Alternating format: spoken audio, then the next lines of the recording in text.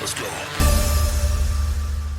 Yo, here we go. It's Mr. Young. It's foreign in the building, bro. How are we doing? Okay, we have come across some technical difficulties. We apologize for that. I think Tony Khan, he's upset that we haven't been talking about his product much at all. So he's decided, you know what? F these boys. Let's make life difficult for them. Okay, guys, let us know if anything feels a little bit off, a little bit funky. Fazli, are you sure audio soft or you turn your volume down? Everybody else, please help me double check, please. If the audio is off, we need to fix that shit because we need to give you the best oral pleasure. A-U-R-A-L, brother. A-U-R-A-L. Yes, I mean, if you want to do oral also, I'm fine. I mean, whatever makes it work, bro. Like, I'm down for anything at this point. The other one is only on OnlyFans. I mean, Patreon, sorry. Yes, Patreon. Okay, guys, let us know if anything is wonky, anything is soft, SAWFT, or, if our video is laggy, let us know, okay? If anything is soft, I have a pill to recommend. Hey! I mean, at your age, Mr. Young, I don't, no judgment, no judgment. Excuse me, Edison. It's good to see you, Fazli. It's good to see you, Zayden. I saw you in the chat earlier as well. I'm looking crispy as foog. Hey, I appreciate that. Oh, nice. Hey, Mr. Young, the setup is getting there. Huh? Hell yeah, call me McCrispy, baby. That's how we do. All right.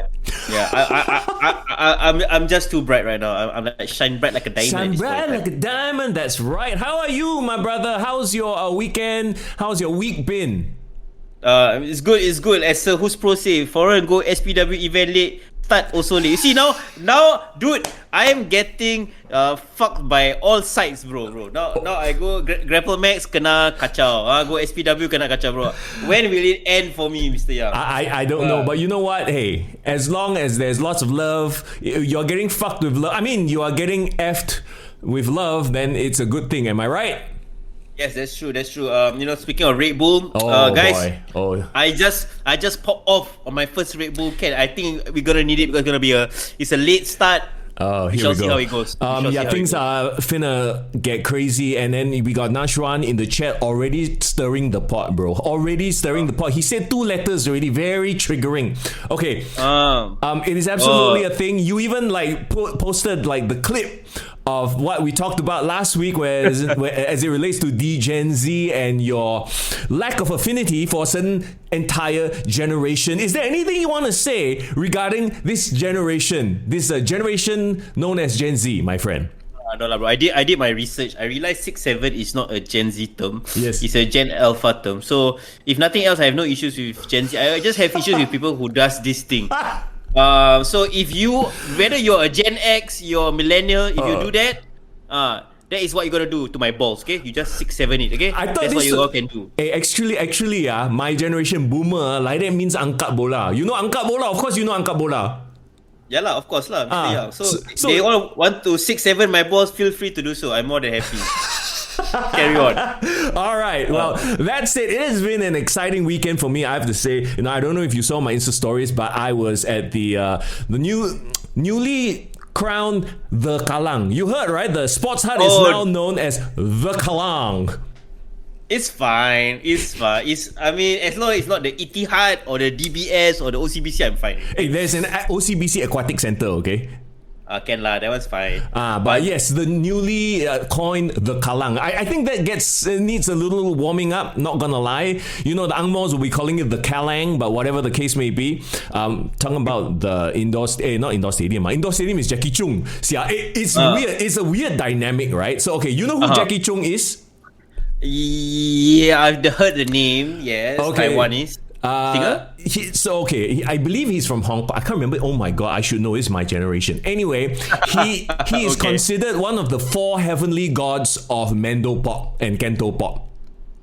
Oh shit, I think I know this. Yes, I know this, bro. So there's this era where these 4 men, they had all the hits when it comes to all the Mando and Kento pop, right? It's Aaron Kwok, Jackie Chung, Leon Lai, and I forgot who the 4th one is. Chat, if you're as old as me, reveal your age right now and tell me who I'm missing out right now. Andy Lau. Oh my god, yes! Wait, Andy Lau, Leon Lai, Jackie Chung, Aaron Kwok. Yeah, we got the heavenly 4. There you go.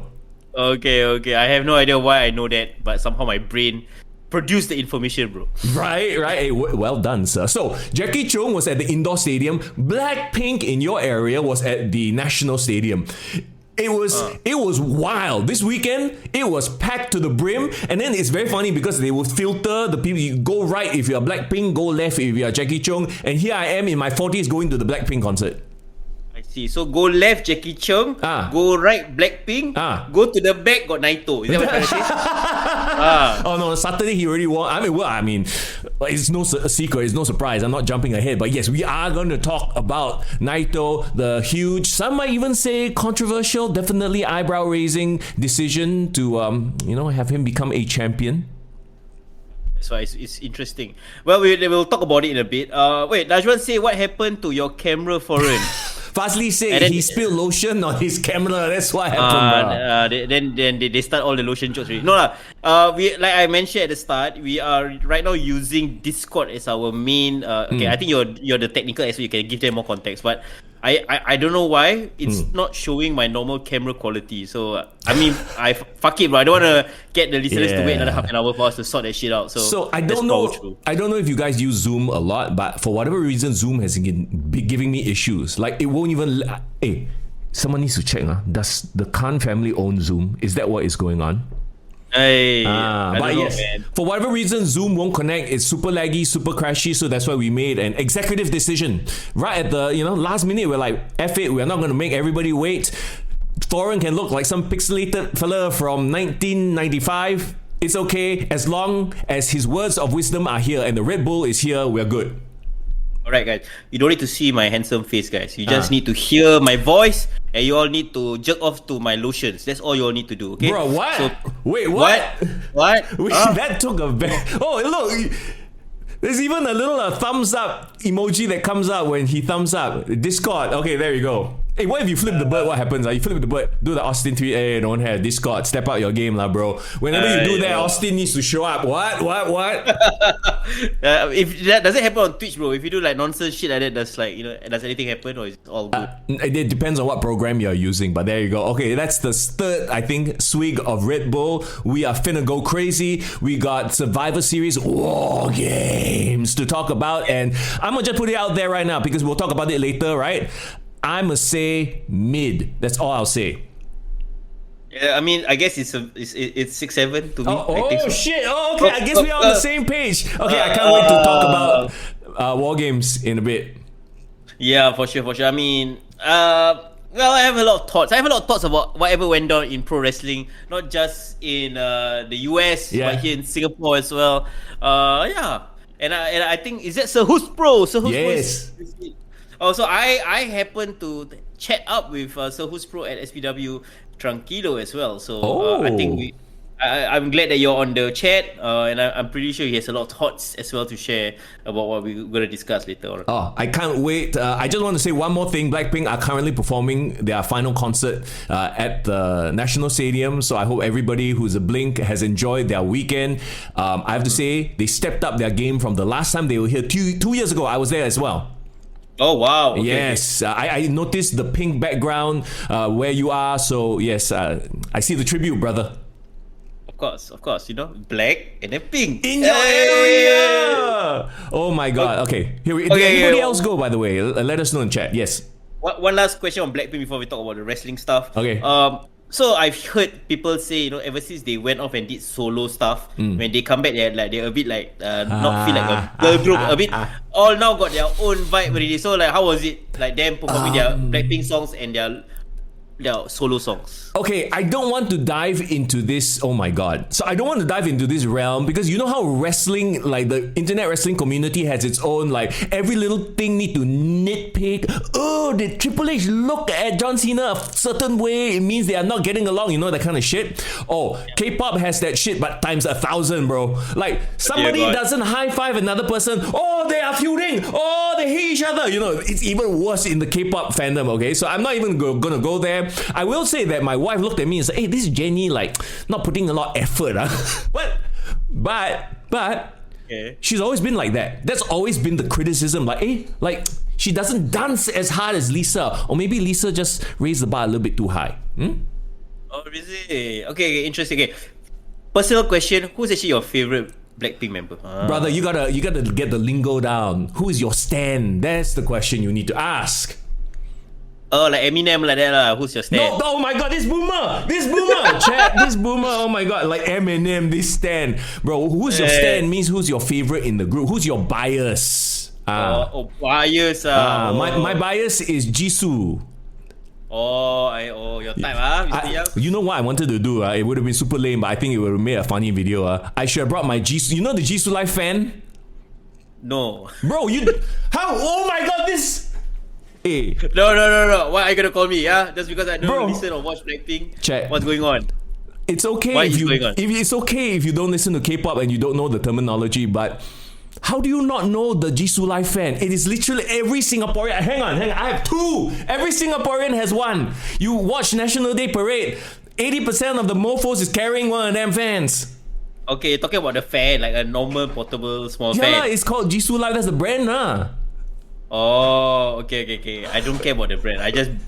Nameless brand for all I care, bro. Bro, it's like check. I cannot be the only one who's freaking out by the fact that foreign doesn't know what Jisoo Live fan is. It's like the most popular brand of fans in Singapore. Every brother has that. What? John, y'all stop it. Hang on, I need to show you some shit right now. Hang on, I need to show y'all some shit. Foreign, guys, entertain the folk.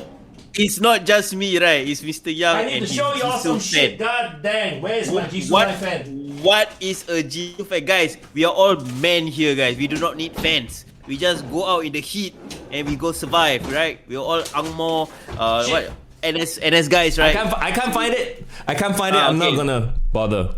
You're gonna waste another 5 minutes with the audience trying to find your Jisoo fan. Anyway, okay. Never mind.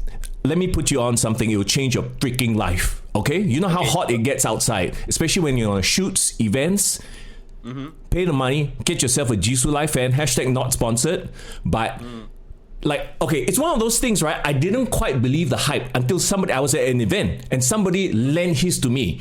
And then I switched it on for the first time. It literally blew me away. I'm like, how does this small thing have so much power?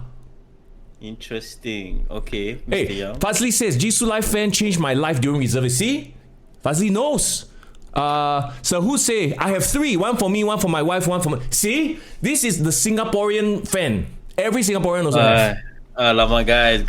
Why are you in reservice and using a fan, guys? What is the point then? What is the point? Brother, you got to be comfortable to work your best, okay? I agree with that 1000%. Anyway, it will change your life. The Jisoo Live fan will change your life, especially if you're out on shoots and outdoors all the time. You go to the zoo with your family, that thing will save your life, brother. Okay, I mean, I trust you if you say so. Mr. Young. Bro, it's one of those things. I didn't believe it as well. But anyway, the whole point is I wanted to bring a Jisoo Live fan to the indoor stadium so I can film a video saying, hey, look, it's a Jisoo fan holding a Jisoo Live fan watching Jisoo. There you go. That's the joke. Oh my God. We wasted 2-3 minutes on this shit. That's a fucking long trip for a short ride. Okay. Anyway. Oh, Nina is here. Lina is here, Lion City Wrestling Call. Yo, thanks for joining us today. Nina, how are you? Yes, good to see you as well. I assume Nina was at the SPW Tranquillo event as well. Yes. I saw her. She was with Butcher Wife as well. So I'm sure she has a lot of things to say about the show as well. Yes. Love it. Okay, so let's jump in then. Everybody, hope you had a great weekend. Let's talk about the wrestling. And first of all, let's talk about Tranquillo. Woo! Okay. First, I wasn't. Context. Yeah, for context, Yes. I wasn't there because I was feeling a little bit under the weather and I wanted to rest before Blackpink lah. Of course, Blackpink over Naito. Come on, that's not even a question, bro. Jisoo for life. Okay, yeah, let's go. Talk to me. Yeah, okay, but to be fair as well, I was worried I wasn't gonna make it as well because I had to work late. So by the time I arrived, about 8+, it was already 2 matches in. So, luckily we have our ever reliable Div. Div had some notes for me to share because I also saw her on the day. Yes. And she was telling me like, oh, don't worry about it, man. It's okay. You came at the 3rd match. I got you all covered, so it's all good. So for context, I didn't catch the first 2 matches. So whatever feedback I'm gonna give about the match is based on Div's review. Okay. Oh, okay. I love you're throwing her under the bus first, but cool. No, I'm not throwing her under the bus. I'm just giving more context to the listeners. So in case whether you agree or disagree, you check with Div lah what she thinks. Okay, Ken. Don't add foreign his ways. Don't add him, add Div. Okay, let's go. No, but it's all good. But okay, one thing I think we need to say as well is because we went to the Grapple Max the week before. We watched Grapple Max Unity, and we were talking about the crowd, the vibes, and the audience, right? It's really different audience. Right? I think it's very clear, especially if you watch wrestling shows for both promotions, and if somebody who never watched any of the other promotions, you only watch one, and you're wondering like what does the other promotion offer, right? It's very clear the distinction. I can even say it, like based on my observation, right? Sure. Grapple Max Unity, I believe, sold about 300 tickets, so it was pretty decent. It was well, I would say, laid out. So it felt like you mentioned last week. A very white collar boxing, family friendly WWE PG era vibe, right? It's somewhere you can take your kids to. You can enjoy it. It feels like a great fun family entertainment, right? I believe SPW for the last couple of years, especially, has really doubled down on their attitude era. They are in the attitude era for SPW right now. Like it's really, you go here if you want a rowdy crowd, you want an expat crowd, you want people kind of like drinking beer, just getting rowdy. I think that's what you can expect when you go to an SPW show, especially this one. This is like their year-end anniversary show as well. So I saw a lot of people who lapsed SPW watchers who came back for the main guy. A lot of it has to do with the fact that yes, they brought in Naito, who is obviously a big name, right? New Japan star for 20 plus years. So yeah, it definitely is a draw lah. But how was the crowd like? Like, if you could guesstimate a number, I don't know if you talked to anybody. Did you get a sense? Oh, you talked to somebody? Of course, if I'm there, my journalistic instincts kick in. Journalistic instincts, I love it. Yeah, so I wanted to talk about it a bit later on, but I did had a nice chat with Big Good Jack. Big Good Jack. Our good friend. Yes. Yes, we had my little snafu with him. But anyway, we'll talk about it later. But he told me that they easily sold about 650 capacity. Yeah. So they had 500 seated, if I believe, and that's the full house already. Everyone else all standing room only. Not only did they sell out the seats, they needed to bring people in, open up for standing room. So it was packed, and I got the third level seat as well. Nice. And the entire, like all sides of it was filled. So it was really the biggest local crowds for pro wrestling. So kudos to SPW for that. And yeah, so when I came in, I think immediately I was really drawn by the atmosphere, right? It feels like a happening. And I think the crowd sense, like there was anticipation throughout the night.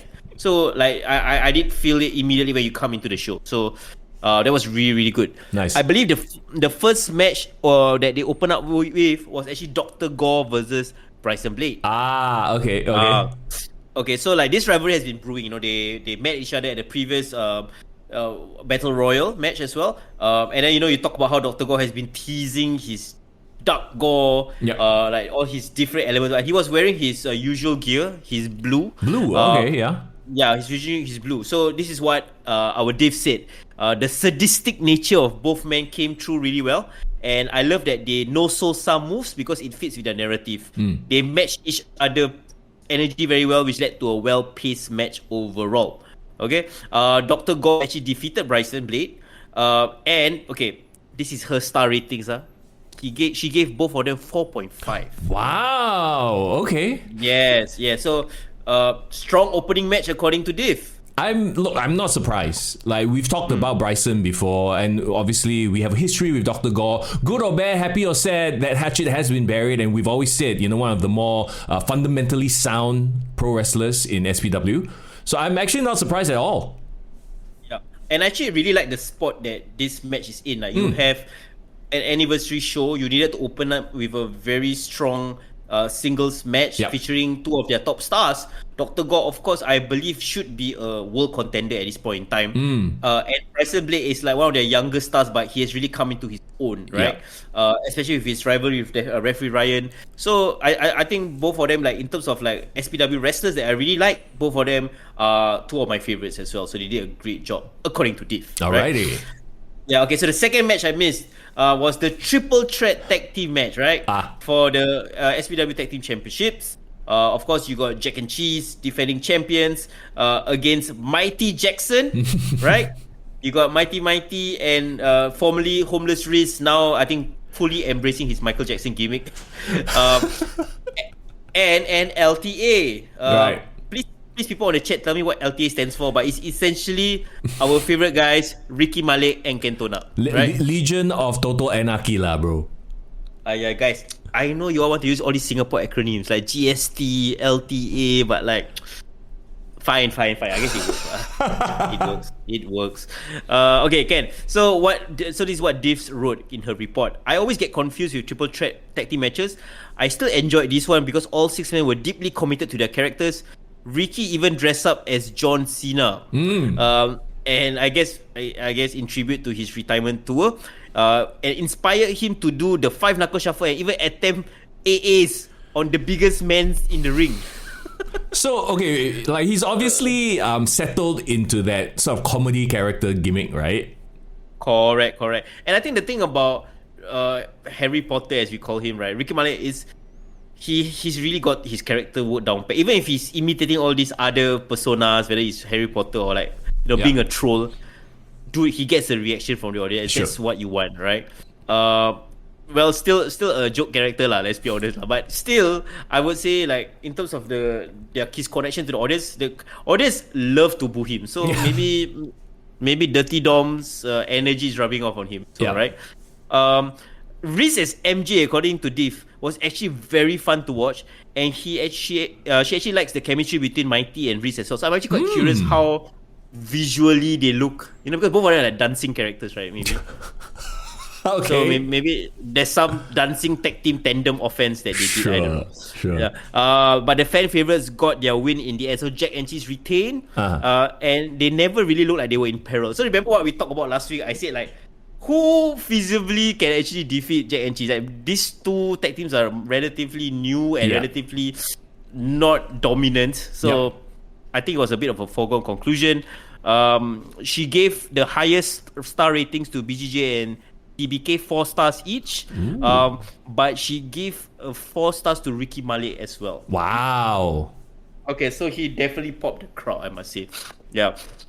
Okay, Ken, so let me power through the third match of the night. Selena versus Karina. So Mad Cat Karina, remember her? Yes, so you were here for this one, or did you come in halfway? Yeah, I came in halfway. So I'll give a bit of the report from Dave, but I also tell you about my thoughts on the match, right? So we've seen, I think these two have kind of fought each other a couple of times. Yes, correct. Right? At this point in time, I think they had like 2 or 3 events back to back where they've wrestled. But this actually was their best showing yet, according to Div. So Karina's getting better in the ring, looks more crisp, and she's quick. And I think even for me, right, I feel like her attitude is very, very likable. You just want to root for her. So she's got that going for her. And Selena, of course, is absolutely dastardly, using her boy toy, at the side of the ring to interfere, pulling out all her tricks. I see Nina is giving Selena the side eye emoji on chat. So okay, it's working. Okay. She's getting to people. Working. Yeah, and she's pulling all her tricks, right? I mentioned, right? She even did an injury angle to trick Mad Cat. So, according to Div, her only gripe was the ref blatantly ignoring Ray's interference before finally sending him off. Yes, I remember this. The crowd was shitting on the ref for like clearly seeing the husband disturbing and like interfering and not doing a single thing about it. They basically fucked them off lah. Yeah. Right. Yeah. So you know what? Like when I came in, they were kind of like going to the final stretch of the match. She did a really beautiful like cutter move, like a swinging, like a page turner kind of move, and she got the win. The one that got the win is Karina did a very beautiful page turner, but Selena managed to scrap her way through and kind of like got the surprise spin on her to get the win. Pronouns, pal, pronouns. If you know, you know. Pronoun. Yes, I do. So I would say like one of the main issues I had with the women's division in SPW is like division of 1, right? But I think definitely they are trying. They're investing in some of like their newer female talents, and I hope they get more opportunities to shine because that's what they need at this point in time. Nice. Oh, okay. So this is the part where I come in, right? Yeah. So like now, yeah, man. So Mr. Young, are you ready for all my very, very brutally honest reviews now? Yes, come. Oh, good. I am eagerly anticipating your journalistic integrity. Are you a heel? Let's go. No, come on. Okay, but something that make me feel like I want to heal up on people is the Fatal 4-Way Elimination match. This is for this, I believe, the Singapore Championship with our favorite CK Vin defending the title. So when the match first started, it was announced that my pick to win this match was Destroyer Dharma. Yeah. But he actually didn't appear in the match. They announced that he was out with an injury. Oh no! I hope he's okay. Yeah, I'm not sure what was the story behind that, but yeah, he didn't appear. So it essentially was a fatal 4-way elimination match, right? So the I just want to give props to one guy. Okay. The one with the Bomo gimmick. Oh jeez. Formerly RH Sane RH. Yeah. You know, remember that guy with the Wolfram Cartel? He has completely reinvented himself. I don't know whether he watched Papa Shango, he watched that M730 Bomo that prayed for the plane, or he was watching too many Indonesian horror movies, but he has reinvented himself, called himself Tok Bomo Mekong Sen. Long ass name. Okay. We call him Bomo Sen already. We just call him Bomo, the Bomo guy, right? Okay, so this he might have struck gold. He might have struck gold. You think so? Okay. Yeah, I think this was a joke. He's getting really over with the audience, right? Okay. Do you remember that that one viral video where somebody was dressed up as Jesus and then was doing the force choke? The force choke? Like he was doing like you know, like force choke, and then people were reacting and they actually them themselves. Oh, okay. No, I don't remember this meme, but I get it. Yeah. Okay, essentially, he is now the Undertaker of SPW. Oh boy. Oh no. This guy is not only just bringing nasi kangkang with him, he is choking people with his force, with the power of his force, and people are actually reacting to it. Okay. He is doing sit-ups like he's Kane and Undertaker. He's rolling his eyes. He's doing all of that, and the crowd is loving it. So, what can I say, right? Okay, so wait. It's great that you said that, right? Because from what I'm hearing, this is like an Orange Cassidy situation. This is like the crowd is playing along, but if you were to present this to like somebody who doesn't watch wrestling, instantly the first thing they'll say, "Hey, fake man." Oh yeah, this is clearly fake lah. Okay, so I just want to get clear. I'm not saying it's right or wrong, good or bad. I'm just saying it is what it is. It's like the whole Orange Cassidy problem, right? Where if you see it once in a while, okay, it's funny, hee hee ha ha. But if you see it all the time, then it's like, it's the shtick again. Put it this way, I would say he would be a very great mid-card, lower mid-card act lah. And I guess in every roster you need these people. But as long as Sane himself knows that, okay, this is the limit, or this is the ceiling for this kind of gimmick, and he's having fun with it, then why not, right? Sure. But again, he's challenging for the SPW Championship, so hey, good for him. So the gimmick was going down really, really well with the audience, but well, he was the first to be eliminated, so that says you a lot also, right? He kena angle slam by CK Vin. The crowd was really, on him the whole night. They were chanting FUCK. Wow. FUCK. I mean, like, yeah, I like the pun, right? So another thing as well is he was fighting against the likes of Iman and Boombox Terrence, right? So Iman, I think we've seen him before. Before the match, he actually cut a promo and actually he shat on Iman. He was saying like, this is the Shopee version of Iman from MyPW, the real global Wait, who cut the promo? The CK Vin. Oh, okay. CK Vin. So that's great. Before the match started, he was running down his opponents and shitting on all of them. So, that's funny, yeah. But one thing I needed to highlight was Iman delivered a beautiful Styles Clash. Okay. Yeah, and I think that was the thing that really popped the crowd. That was like one of the first big pop the audience gave for the night. Because I don't know the way he transitioned, because there was a couple of counters, a couple of reversals, and then he ended it with a Styles Clash. So that was really, really beautiful. But again, CK Vin delivered the low blow and fuck over Iman, and then for the win. So again, this happened right in front of the ref. So the second time the crowd was like, "What the fuck is this ref doing?" Okay.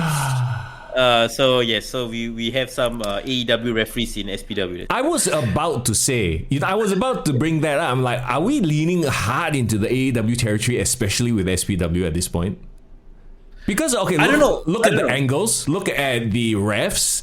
This vibe of anything goes. In the context right or wrong, whatever. Right. In the context of an indie wrestling promotion, you can get away with it, but not on regular television, right? But I guess that's what SPW. I think they own that identity of theirs. They really want to go down this like very rowdy rule, like anything predictable. Yeah. So that I guess that works for them.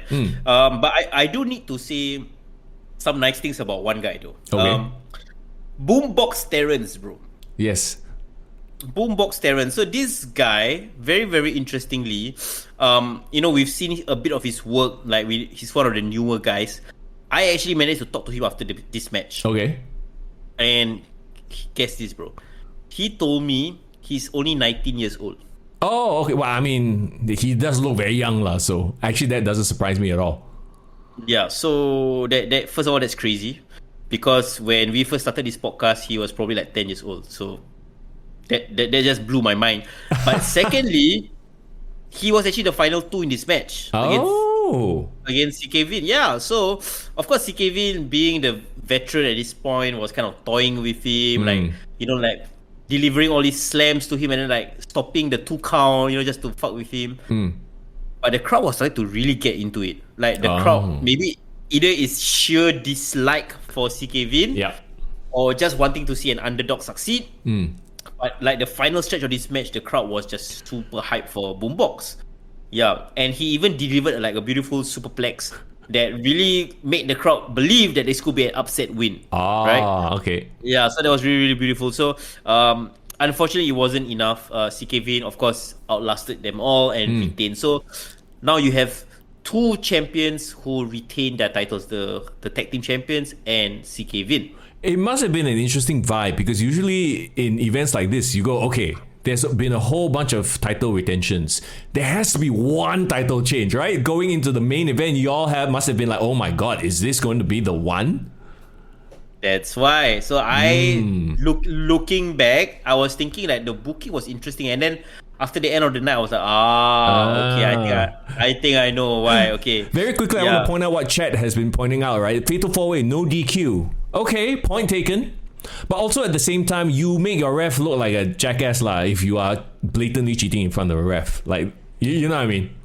I can't remember whether it's the same ref from the Mad Cat match. Can't remember, but I know the crowd. Either way, that's the point is that if rules aren't like somewhat enforced, then you devalue your ref, and at the end of the day, you devalue the promotion as it is. Like, what's the point of rules if you don't enforce the rules, right?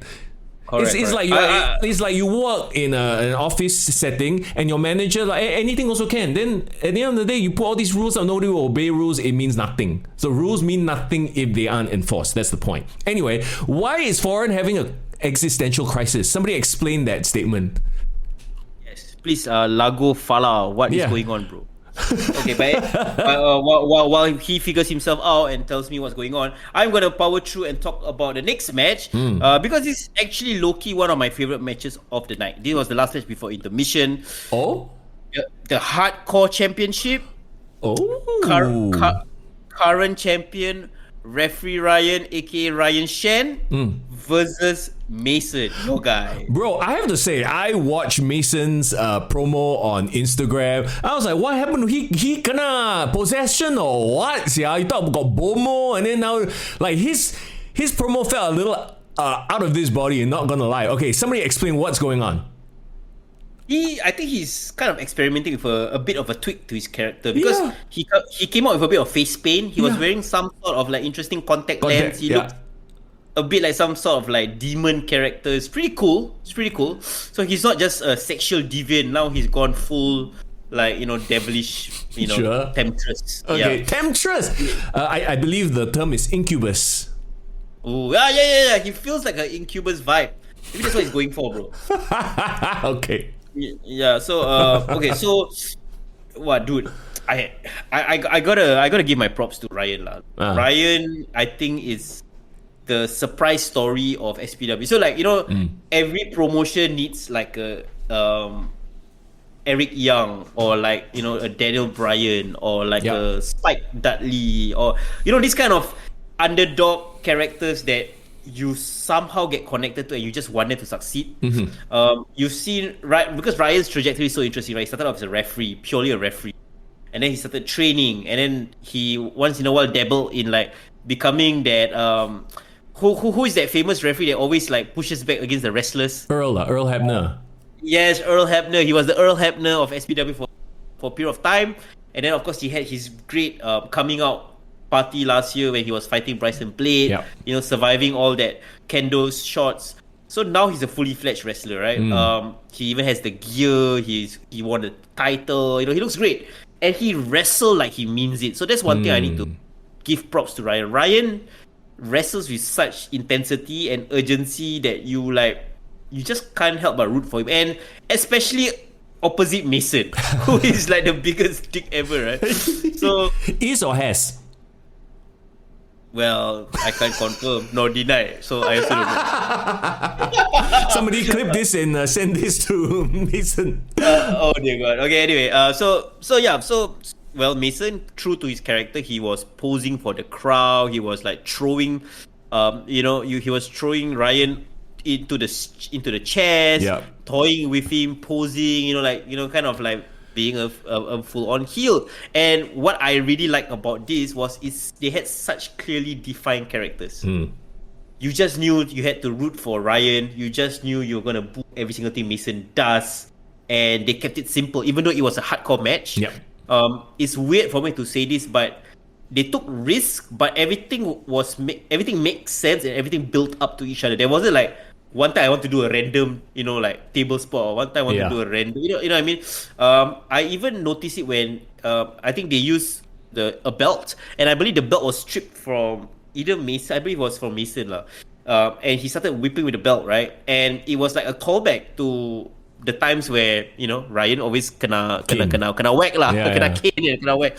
So and like Ryan powering through it and then delivering his own brand of like justice with the belt as well. And then they started pulling out the ladders, right? So when they started pulling out the ladders, I was like, okay, what crazy shit is gonna happen, right? The thing that really scared me was this Mason wanted to go full John Morrison. The John Morrison spot that he did at WrestleMania 24, where he climbed to the top rope with the ladder, and he was attempting to do a moonsault with the ladder on his head. Oh shit! Are you kidding me? Yeah. Okay. Then. Yeah, I actually clipped this. I actually took a IG story of this. He actually went to the top rope. He had the ladder, and you had Ryan on the floor, right? So I was like, holy shit! Like, no matter how this ends, it's not gonna end good for anyone, right? Yeah. Because if Ryan's gonna take that full brunt, he's gonna die. If Mason misses it and then he's gonna land full on the ladder, he's gonna die. Yeah. So he did that lah. He did the moonsault smartly. Okay, very smart of him. He let go of the ladder right before he missed Ryan and he landed on the mat. So he didn't fall on the ladder, but it was such a scary moment. And immediately Ryan like propped up, took a chair and like smacked him Sabu style on his face. So that was super satisfying to see Mason kena that, right? And then the match itself ended with a ladder spot. I think I also filmed this. So I was from the third floor, and I was filming downwards. So the ladder was so high that I felt like, hey, I could really reach down and touch how high Ryan was, right? Yeah. So yeah, and the funny thing is, at that point in time, I think the ladder was really like charlotte already, like gonna like break any moment, because you can see the splinters at the side of the ladder like kind of hanging out, the hinges. Oh my god, yeah. So at this point in time, they don't care. Like the referee had to blatantly like hold it down. You even had like the producer below at the ringside holding it down. And Ryan went up. So Ryan very funny. He went up a couple of rungs. He wanted to deliver his splash from maybe like the middle of the ladder. And then the crowd was like, no, higher, go up, higher. And then him being the daredevil that he was, okay lah, fine, I go up. So he really went all the way up top rung and then delivered like a superstar snooker splash or like a Shawn Michaels splash a la WrestleMania 10 or Razor Ramon. Yeah. And that was the one that got the victory. So hugely enjoyable match for me. These are two characters from SPW I actually really like as well. I gave both of them 4 stars. Nice. Yeah, so congratulations to both of them. And then we had intermission. Was it surprising though that referee Ryan, retain? Yeah, it was because actually, to be fair, he just won the title, so it would be a bit premature to kind of pull it off of him. I don't mind Mason chasing the title a bit longer. Yeah. But Mason is a great contender. Like he definitely should win. And here's the thing, right? I do not know what's the future of Midnight Bastards right now because I haven't seen RJ tag team partner for quite a while. Are they going to fully commit to this singles run that Mason is on? Because if he is a star, right? He's just waiting to break out. He can definitely go into that CK Vince slot of winning the Singapore Championship if he wants to. So sky's the limit for him. Agreed. So that's interesting. So so intermission is over. So this next match, right? I have thoughts on this one. It's the women's match. Aiden Bushi. Okay. Yeah, Aiden Rex versus Bushi. Okay. Here's why I have issues with it, right? Intermission happened. Intermission finished. And just about intermission was about to finish, I was like, okay, I want to go get food lah. So I went down and queue up for the food that they were selling. Yeah. I do not know whether the queue was too long or was the match too short. Oh shit. The whole time I was in the queue, the entirety that was in the queue was the entire length of the match. So by the time I actually got my food, the match ended, bro. Okay. Chad, I need confirmation, especially if you're there. Is this a foreign problem or is this the match too short problem? Yeah, so I want to get clarity from everyone, especially Nina, especially Sir Hus. Do you all feel that the match was just cruelly too short? Yeah. Like was Bushi just here to take a paycheck? Because like bro was like wrestling less than like 5 minutes. I do not know. Maybe the queue was damn long. Bro don't wrestle by the minute. He's like, screw it. Yeah. I'm just gonna say my notes lah. Okay, so for how short the match was. Wait, hang on. Irvin says, "What did you eat? Was it worth missing the whole goddamn match?" Quite nicely. They had like the chicken tenders. Bro, Dominic Mysterio special, that one. Yeah, it's like a chicken. It's like those like small chicken popcorn chicken vibe, and then it was like spicy, like sweet garlic. Wow, damn nice, bro. Okay, so it was worth it. Is what you're saying. Nina and Sir do mention that it was a bit short. So okay, it's not entirely you. Yeah. I mean, if you ever go to SPW show, go try the chicken tenders. Quite nice. All right. Or the popcorn chicken. Anyway, that's not the point. Okay, so it was quite a technical match. I think. Okay, again, right. If you need some context about where Bushi is at in his career right now, earlier this year he officially left New Japan. I think he was there almost a decade, right? Yeah.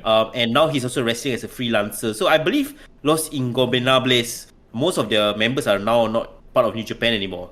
Of course, including Naito, right? So my first time really seeing Bushi wrestle, and you gotta admit lah, bro, like these wrestlers, right? It's a next level. There's a next step in their skill set, the way they deliver the move. Yes. Their snap.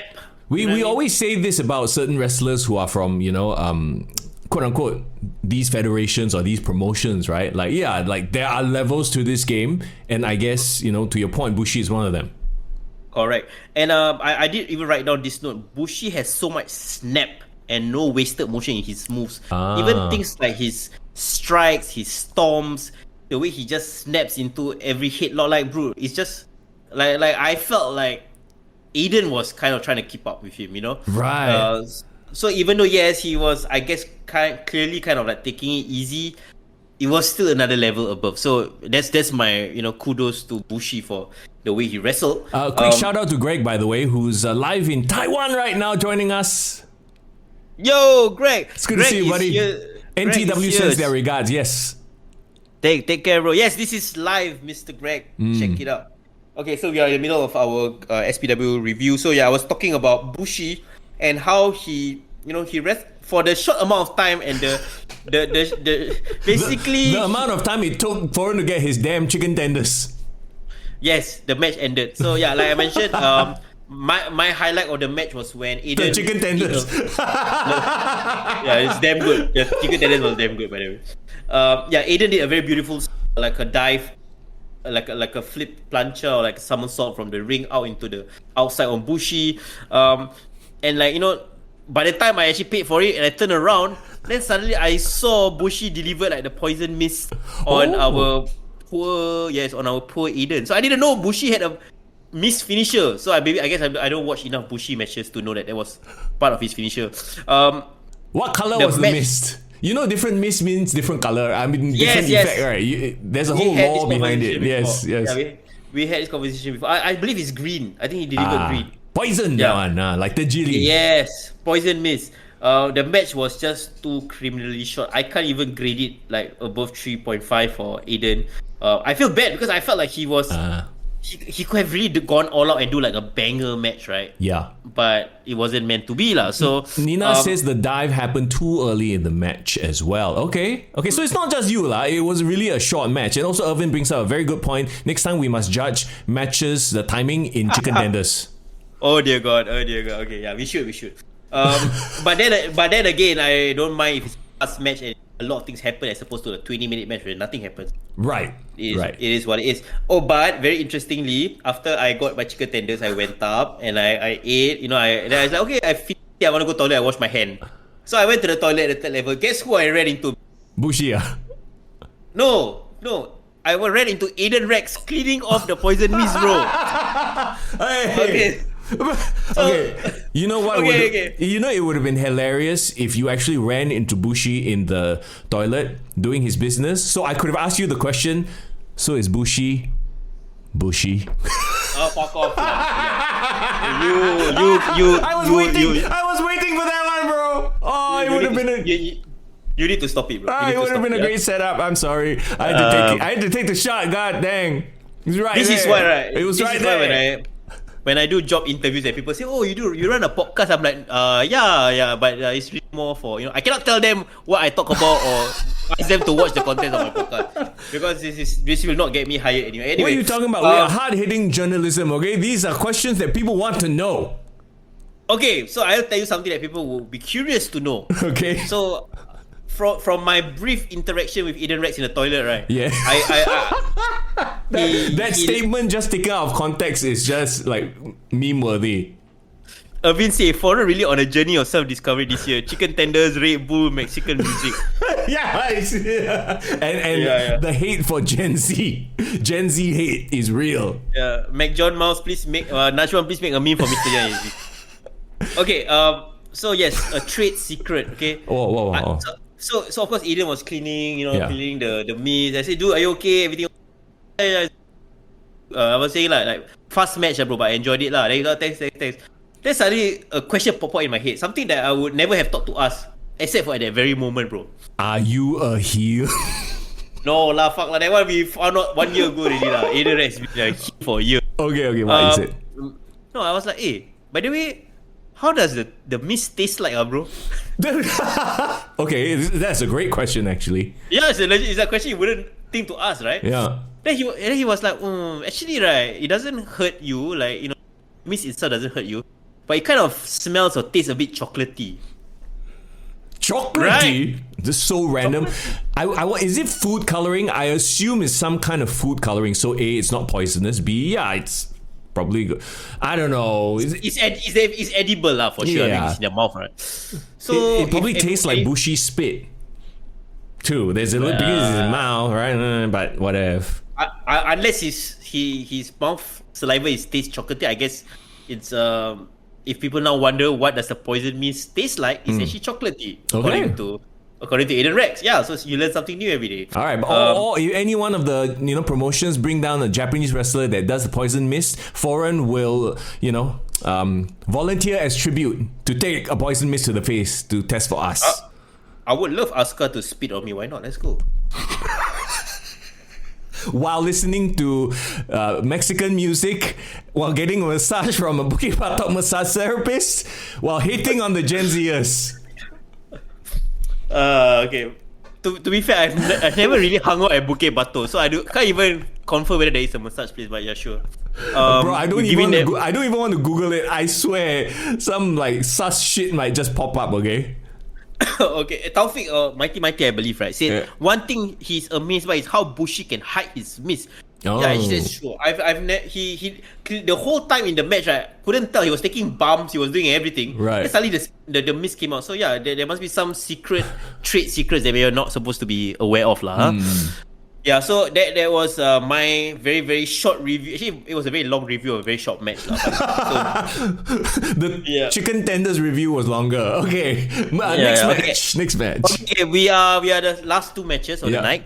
Okay, so it is Viva Van versus Alexis Lee, alright? For the Queen of Asia Championship. Okay. Irvin, by the way, says, dude, if someone spit brown mist, I immediately tap out. Wow, that one, the brown mist come out from a different orifice. Anyway, yes, Alexis Lee. Dear God. Okay, so we were wondering, like, who is this Viva Van? You know, I did a bit of research. Like, she's from raised in LA. She's wrestled at VPW. She's one of the first Vietnamese female wrestlers in the world, but I think she's American born. But one thing that I only realized or found out when they were making her announcement was actually she is a AEW wrestler, bro. I read that actually on the write-up. Yes, she's an AEW wrestler. She also wrestles a lot in Ring of Honor. And she had like a match in Collision against Mercedes Moné recently. So. Or maybe a year back. But essentially, she is kind of a semi-regular member of the roster. Yeah. But clearly, we haven't watched AEW enough to even realize that she's there. Yeah. I would say she's a bit thick. So she immediately felt... No. Whoa, let me complete my thought. Do not interrupt my train of thought, Mr. Young. Didn't say a thing. She brought a lot of size into this match. So like immediately she felt like an intimidating presence against Alexis Lee. That was what I'm trying to say. Okay.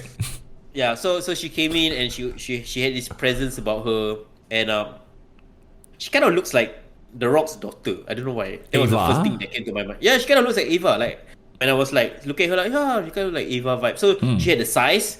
She clearly, the way she wrestles is a very Japanese style, right? So it's very interesting because, like, you know, you can tell when whether you're a Westerner who was trained in like dojos, because there's just that stiffness to how they wrestle, right? Right. Even in the women, right? So she really brought the fight to Alexis Lee, and I think Alexis Lee is kind of in this zone of like she's really well established in Singapore, right? And I think she is trying to kind of bring the name of Singapore wrestling out for the female wrestlers around the world. And I think having all these exhibition matches per se against, like, you know, the likes of Kaden Carter last month and now Viva Van, I think it just really put her on the map. It's similar to what, you know, Nor Phoenix Diana is doing, right? Like having matches with Mercedes Moné and then putting APAC wrestling and Malaysian wrestling on the map in that way. I have a feeling that eventually we will see Alexis Lee fight a big star, you know, like a big name star. I can feel it lah, just from the opponents that she's leveling up against. So I'm trying to say, Interestingly, her next opponent will be Matt Cat, right? Because that match between Matt Cat and Selena was for the number one contender. No, but Selena is the one that defeated Matt Cat. Oh wait, Selena won? Yeah, Selena won. Then remember I said she managed to somehow like reverse it, kind of like have a like dirty pin and right, okay. Yeah, but I mean Selena versus this version of Selena versus Alexis, I think interesting match to see. Funnily enough, this match actually ended in a countout draw. Wow. Yeah. So they actually fought all over the arena. They I think they ended up at the on the ground, and the thing is, I think I can't remember what was the move that they did that kind of ended the match in the draw, but they weren't able to answer the 10 count. They wanted to crawl in and then it stopped. Did the crowd boo that? Because usually crowds don't like count out draws, right? I think the crowd was like it felt anticlimactic, but I think the crowd did applaud both of their efforts, because it's not as if like they did a cop out and then they did a draw, right? They actually fought all the way to end until like they couldn't answer the count. They were so spent from it. So it felt like this was just the beginning of their rivalry. It didn't feel like it was a conclusion. So who knows? Maybe you will see Alexis going Vietnam Pro Wrestling and then having a rematch with Viva Van over there. Why not? Nina says she didn't like it. Taufik says both big boot to each other. Okay. Oh, that's true. That's cool. Oh, that's so cool. Nina says she also spearheaded a fundraising campaign for VPW ring construction. So yeah, she's giving back in her own way to her community and her home promotion. So I mean, much respect to Viva Van. So my takeaway is I actually like Viva Van's style, but maybe it's just the way this match was laid out. Personally, I just felt like I don't know who was it highlighting, because he didn't really highlight Alexis Lee. Could it be a situation of, okay, this is the match, it's a bit of an exhibition match, but you don't want to change the title, but you also don't want to make Viva Van look bad. So this was like the only possible outcome sort of situation. That could be it as well. But I just felt like I actually enjoyed the Kaden Carter match a bit more previous month. So but I do like I would love to see Viva Van come back, because the way she wrestled was actually pretty like engaging. Like you it's not those kind of matches where you're like, oh okay, like you sit on your hands. I was actually invested, and I felt like the match could have really gone a bit longer and have a more satisfying conclusion. But I take it if this is just the start of a series lah for them. Yeah. Okay. Oh, there. Taufik, Mighty is promoting VPW. So VPW does have an event next week. And it will be Mighty, Mason, Jack and Cheese, Butcherman, and Statement all involved in the show from SPW side. So nice. They are building up there in the region as well. Okay, but the question is, does Viva Van have a rematch with Alexis or anything like that at that VPW show? I'm not too sure, but maybe Taufik can enlighten us on that. But I would love to see a rematch, at least know of a rematch that's being done, because this match itself wasn't the conclusion that I think the fans wanted. Agree. Yeah. Okay, so we are at the final match. The main event. Okay, this is the big one. The big guest, former New Japan Pro Wrestling wrestler. Fast story. In 2019, when I went to Japan, I watched I can't remember what promotion was it. Wow, very memorable, bro. No, it was memorable because I saw Ultimo Dragon, bro. Dragon Gate, yes. Oh, okay. I watched Dragon Gate. Anyway, but the why I wanted to bring up this story was I actually went to the Japanese Bushi Road store where they sold all the Bushi Road, got it, pun. Where they sold all the wrestling merchandise, right? Yeah. From New Japan. And I only bought one shirt, bro. Actually, no, I bought two, but that doesn't matter. Bullet Club. But the one shirt I bought, one Japanese wrestler shirt I bought was actually Naito's shirt. Did you wear that shirt to SPW? No, I did not. I couldn't find the shirt. It's been 5 years. Okay. No, but the reason why I really liked the shirt was because he had a huge, big ass logo, Destino, all over it. So I thought it was cool. So I've always thought, like Naito, okay, my thoughts on Naito as a wrestler, I've always thought he was a very cool character. He definitely stood out, right? He had such a unique look, and the fact that he has this Japanese / Mexican kind of like lucha libre Japan and plus Japan influence make him stand out from the other Japanese wrestlers. Right? Of course, got a bit Mexican, you very happy already. Of course lah, bro. I'm a Triple A fan at this stage. You're what fan? Triple A, AAA, Triple A. Alright. I have learned how to pronounce it like the Spanish people, bro. You mean your countrymen? Yeah, my perro, peso and perro. That's all I know. What is this? You Italian also, Perro, bro. You don't know Perro. It's every time Alberto Del Rio wants to shit on you, it's like, you Perro. You the Perro. I'll take it from you, bro. I'll take it from you. The Mexican music expert over here. Pero. Okay. Anyway, so okay, I'm going on a very long tangent, but the point I was trying to make was Naito during the time we were watching New Japan was actually one of the very interesting characters that I actually thought was cool, right? Yeah. And he actually felt like this unpredictable character. Like you had the Okada and Kenny Omega very clearly defined, and then like you had this wild card in Naito, right? Yeah, he felt like he could have been the guy who's like next in line. I remember that era of New Japan where we were watching. That's why. So like I kind of had a soft spot for him lah. Okay. Sure. Foreign got soft for Naito. Let's go with that. No, dude, but that all changed when he appeared in AEW. And he was shit. Who are you talking about? Not Naito, right? Yeah, remember Naito appeared one time in AEW. Well, like, obviously, I didn't watch. I haven't been watching AEW, so okay, I'll take your word for it. No, this was last year, I believe. I think it was. Hey guys in the chat, can you correct me if I'm wrong? Naito did like one-off appearance at AEW. It was like a Forbidden Door match. I can't remember.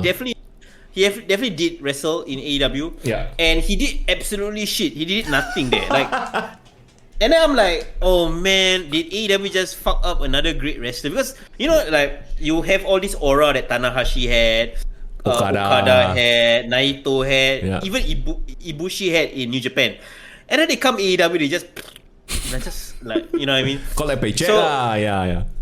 Correct. But then when Naito at that point in time when he wrestled, I was like, wow, like I don't know what happened in the last 4-5 years, but like, his body really broke down. So like I think we've kind of passed this like golden generation of all this like crop of wrestlers. Yeah. They're really kind of like in their sunset era. So when I heard the news that Naito was gonna leave New Japan, I kind of understood like what else can he do, right? Over there. He already won the title. He really had that run. And how many times can he like go back to the main event? So I was like, okay, fine, Naito's leaving. He's gonna be a freelancer. And then now he's in SPW. So like, of course, the connections or statement. I'm wearing his Real Global Threat shirt right now. Let's go. Talk about the connections. Chad has been asking this question. Is Naito now your neighbor? Remember last week we talked about Naito. If he win the title, he can be, you know, your neighbor because apparently there's a spot open next door. I mean, we'll get to that. We'll get to that. Whether he will be in Singapore long enough to actually defend the title. But yeah. So when Statement like revealed the news that Naito's coming to Singapore, I was thinking to myself like, okay, that's interesting. He's really going on his world tour, I suppose. And what better way than to kind of like spread his wings on this region, right? And I welcome it, right? I mean, Naito is a huge star. I think probably is the biggest star that SPW had since Kenny Omega came to the show about 5 years ago. Yeah, and more importantly, he's now holding the SPW's main title. Correct. We are jumping the gun. But yes. So that also was the reason why a lot of like fans who haven't watched SPW in a long time appeared again tonight. Like I think Sir Who's Pro was telling me he hasn't seen the show in a long time. His friend was there as well. A lot of people came back. I think for Naito, a lot of new fans who didn't know anything about SPW, some Japanese fans or people living in Singapore turned up just to see Naito. So his name is still a big draw, right? Yeah. That's undisputed.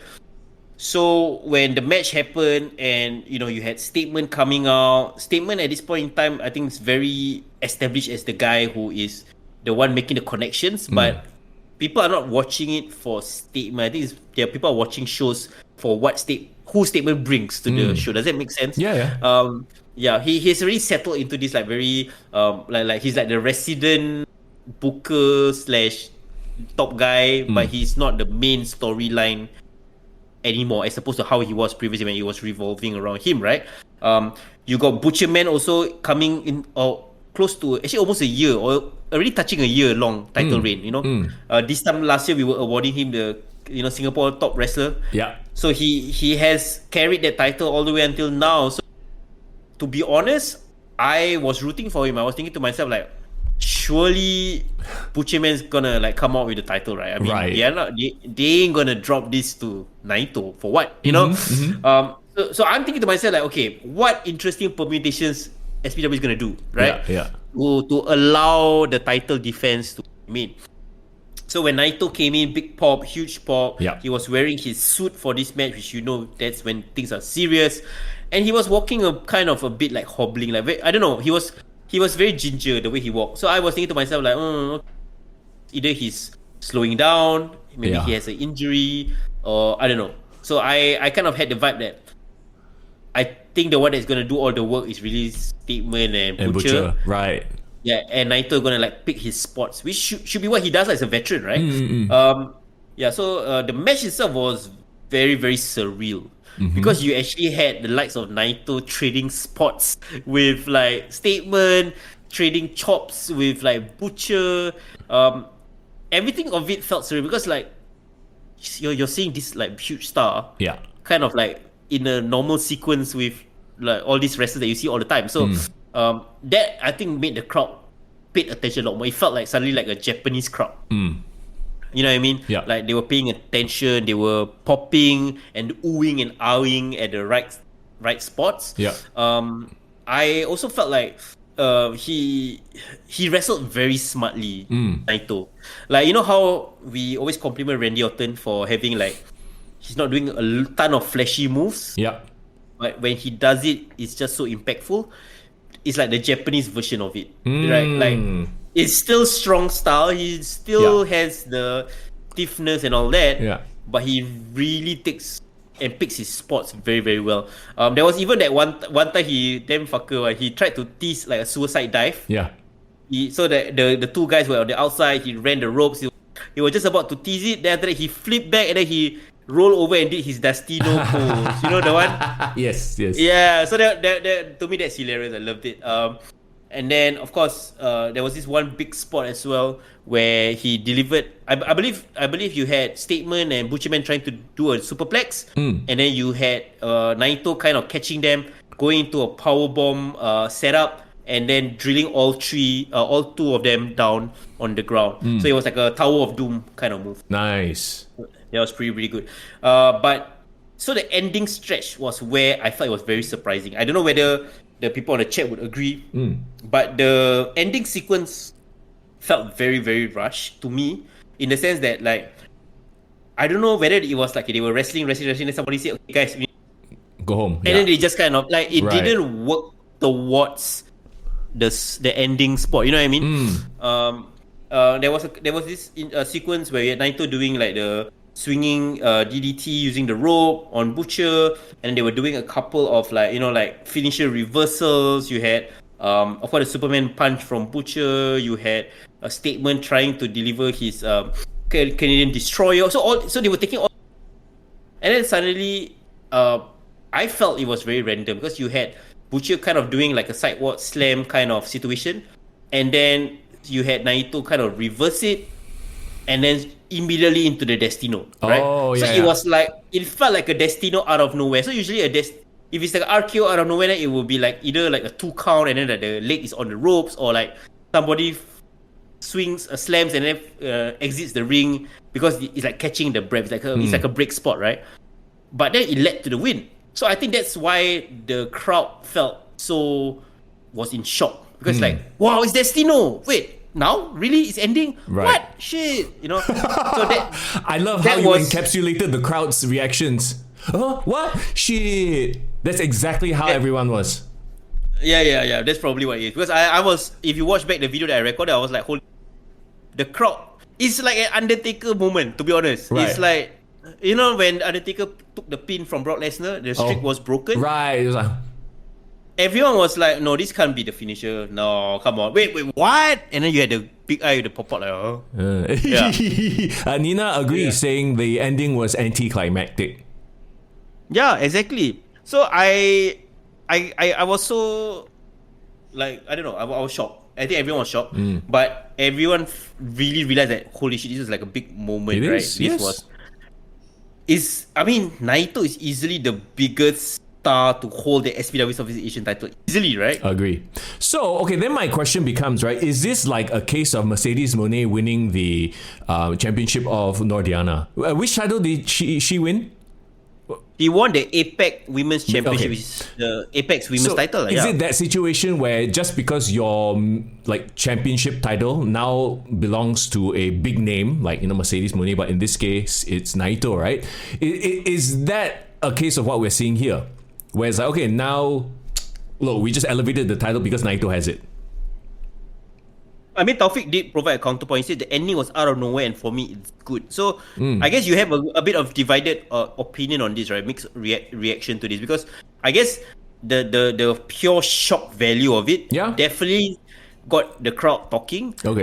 If you realize, Mr. Young, have you been looking at our socials? Yeah. I think the video went viral.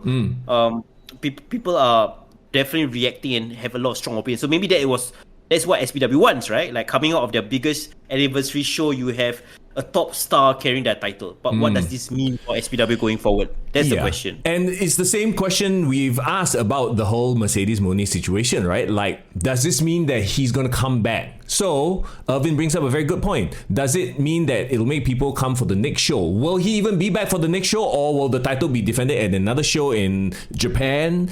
So there are a lot of questions which can make for interesting, interesting things to come, right, in the next year. Or, let's. Yeah, I think the follow-up is key here. Yeah. Let's fantasy book for a moment, right? Because right now Naito is a freelancer. He can wrestle all over the world. Of course, he has his home base in Japan. Yeah. But he definitely has his, home base in Mexico as well, right? With his Los Ingobernables.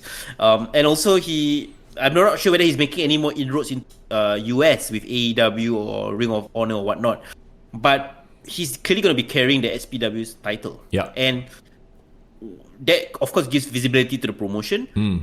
But again, if they were going to make this decision, there's confirmed some sort of long-term planning, right? Between Statement and Naito. Maybe he goes around, disappears, and does a couple of other big events just to put the name on SPW. And then they can book a huge show where he will return, and maybe it could be a one-on-one match between Butcher and Naito. Why not? Or it could be a triple threat so Naito doesn't have to take the pin. Also, that's possible as well, right? You have to understand, we are kind of going through the same scenario where Brock Lesnar won the IWGP title, right? Yes. And he did not want to drop it to like a Japanese wrestler. And who did he fight? He fought Kurt Angle. So, I mean, there's a lot of permutations. But again, you're right. The follow-up is important. Yes. What is Naito going to do to help elevate Singapore wrestling? Or is this just going to be the start of him collecting more titles, and then unfortunately that devalues the SPW Southeast Asian Championship, and then like what are the wrestlers in SPW going to fight for while waiting for Naito to come back, right? So many questions. I personally appreciate the shock value because it's a big holy shit moment, right? Yeah, and I think it's also a testament to SPW that a big star like Naito would be able to want to challenge for this title and is not going to be carrying it.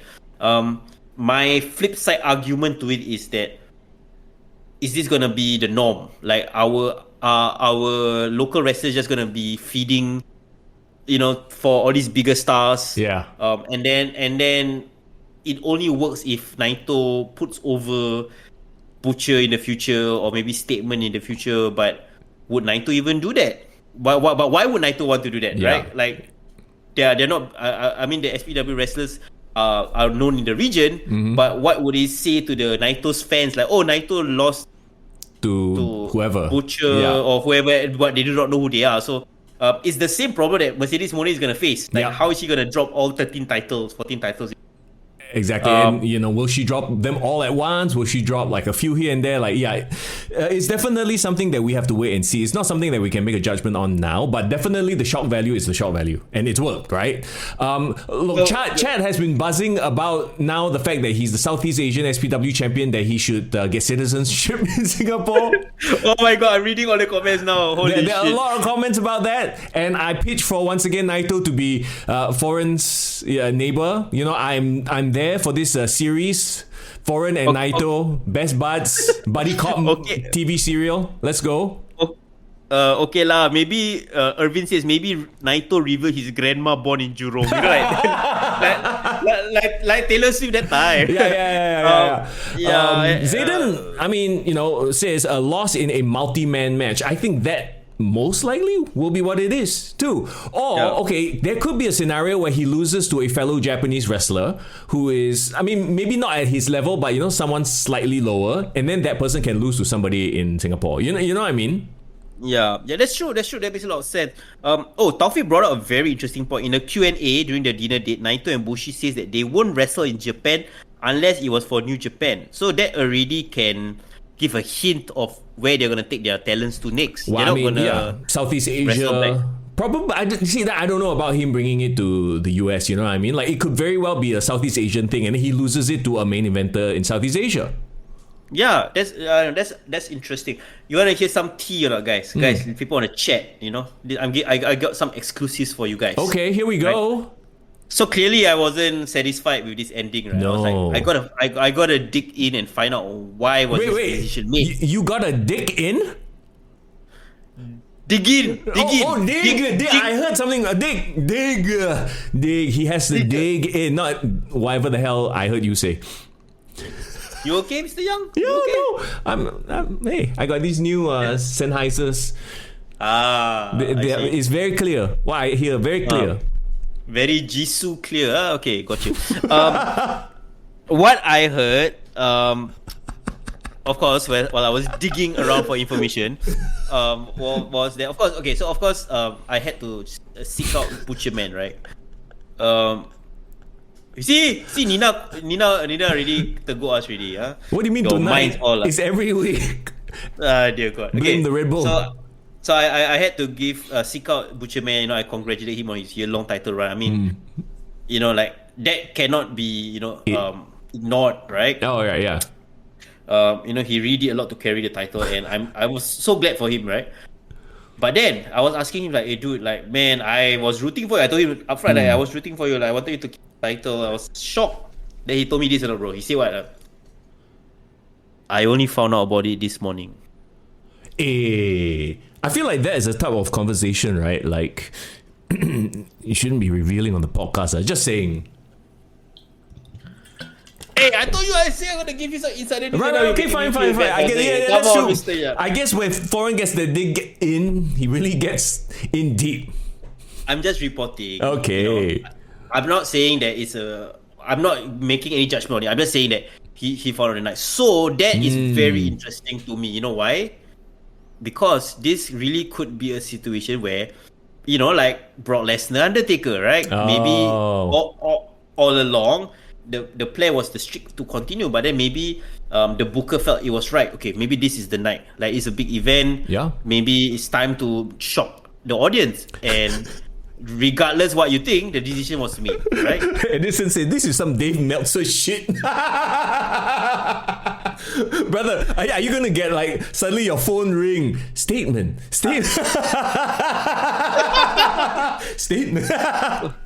Hey.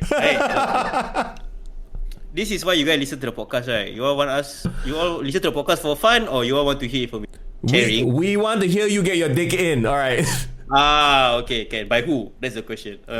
No lah, but when I heard that, I was like, oh, wow, okay. So I kind of, in my head, I'm thinking to myself like, there is some ramifications to this. Oh yeah. Like it's like, I mean, maybe there is a agreement suddenly, like maybe like, okay, I'm just speculating, like maybe Naito, hey, you know what? I'm actually willing to hold the title and actually help you guys promote it. If that conversation came into the picture a bit later on, then it would have made sense for like the booker to like reconsider, like, oh, okay, maybe we could draw this out a bit more, right? Yeah.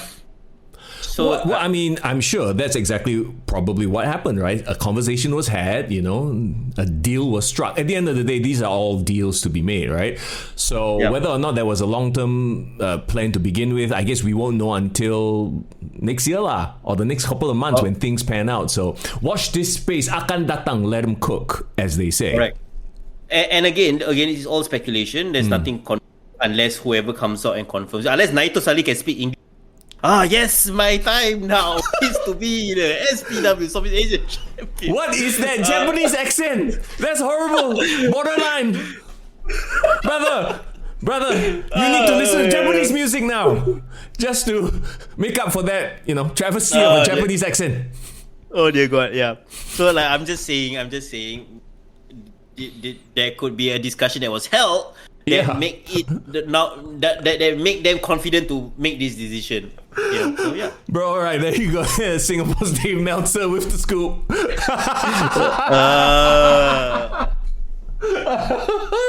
Bro, it has begun.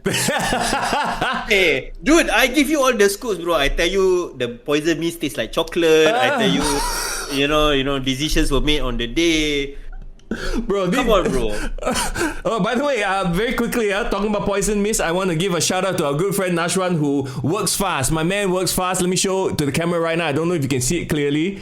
It's a bit blurred, but there you go. It's on our Discord in the general chat section. It's Ask us spitting poison mist on Foreign's face. So there you go. It's right there. Oh dear God. Please post this to our Insta stories. This is beautiful. This is a thing of beauty right here. Oh dear God. Please tag me.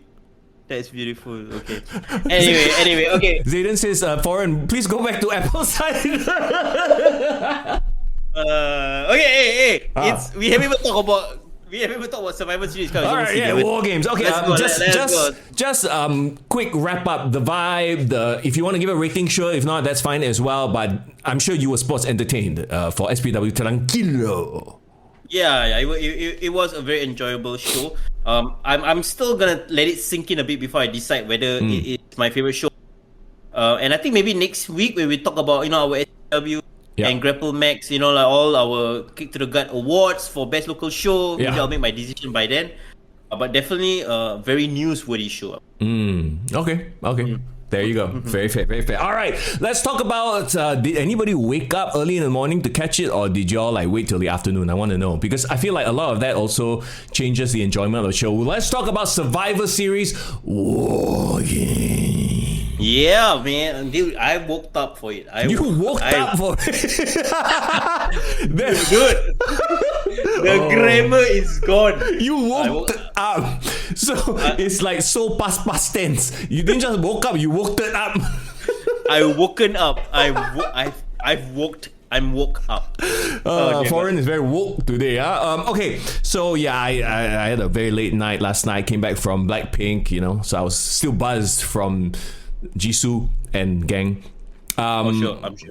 Yeah, didn't get any journalistic opportunities there, unfortunately. But so I woke up rather late, so I only watched it. It was like one of those weekend things where I had to spend it with my dad, right? So I ended up watching the entire show with my dad. Again, one of those things that I haven't done in a long time. Watch a full PLE with my dad from about 10 o'clock onwards. Nice. Okay, how was it? How did he find it? He was mostly quiet. He's reached that age also. I feel like, I don't know if you guys have parents like this, but whenever they watch wrestling, whenever he watches wrestling, he's engrossed. But then when the match finishes, siao. Just like that only. That's all he has to say. I'm like, really? That's all? No other thought? No, siao. A man of few words. I respect that. Oh my God. Zayden says, disappointment number 1, no shark cage. Okay, yes, we will get to all that in just a little while. What really stood out to me is the fact that I watched it late, right? I saw some of the clips on social media, and a lot of them didn't make any sense. So I thought, okay, maybe if I go back and watch the actual show, it would provide more context. And then I actually watched the show, it still didn't make sense. So, let's get to it. Okay, I get what you mean, but I would love to hear your thoughts. I watched live, so I was reacting in real time to all the things that went down. Yeah. And yeah, I gotta say, Okay, so let's start from the start, right? We had the Women's War Games match, and I know that, some of us probably listen to the Jim Cornette show, and he has very divisive views on women's wrestling.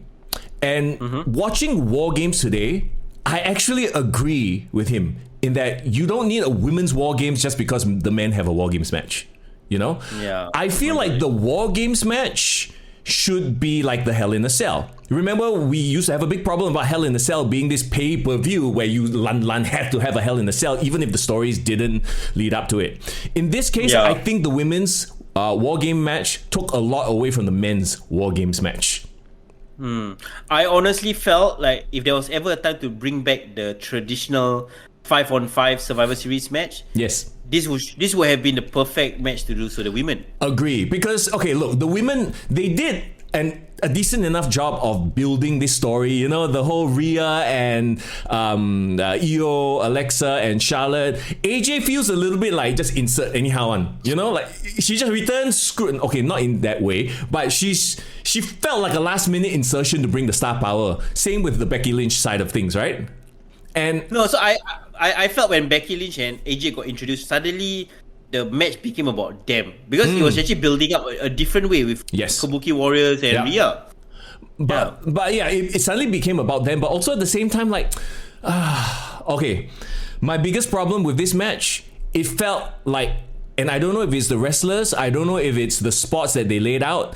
Every spot felt like I wait for you to do the spot situation, and it felt like a very disjointed match. I disliked the match thoroughly in terms of just a wrestling point of view. Just forget about the storylines and all that, right? Just watching this match is like you watch Nia Jax just like, or you know, someone ducks a clothesline and they are supposed to like take the chair shot, but someone went a little bit too early, so they just stand there to take the chair shot because they had to take like a lot of this match felt like that. Everyone was setting up for the next spot, the next stunt that would require a trash can lid or a kendo stick.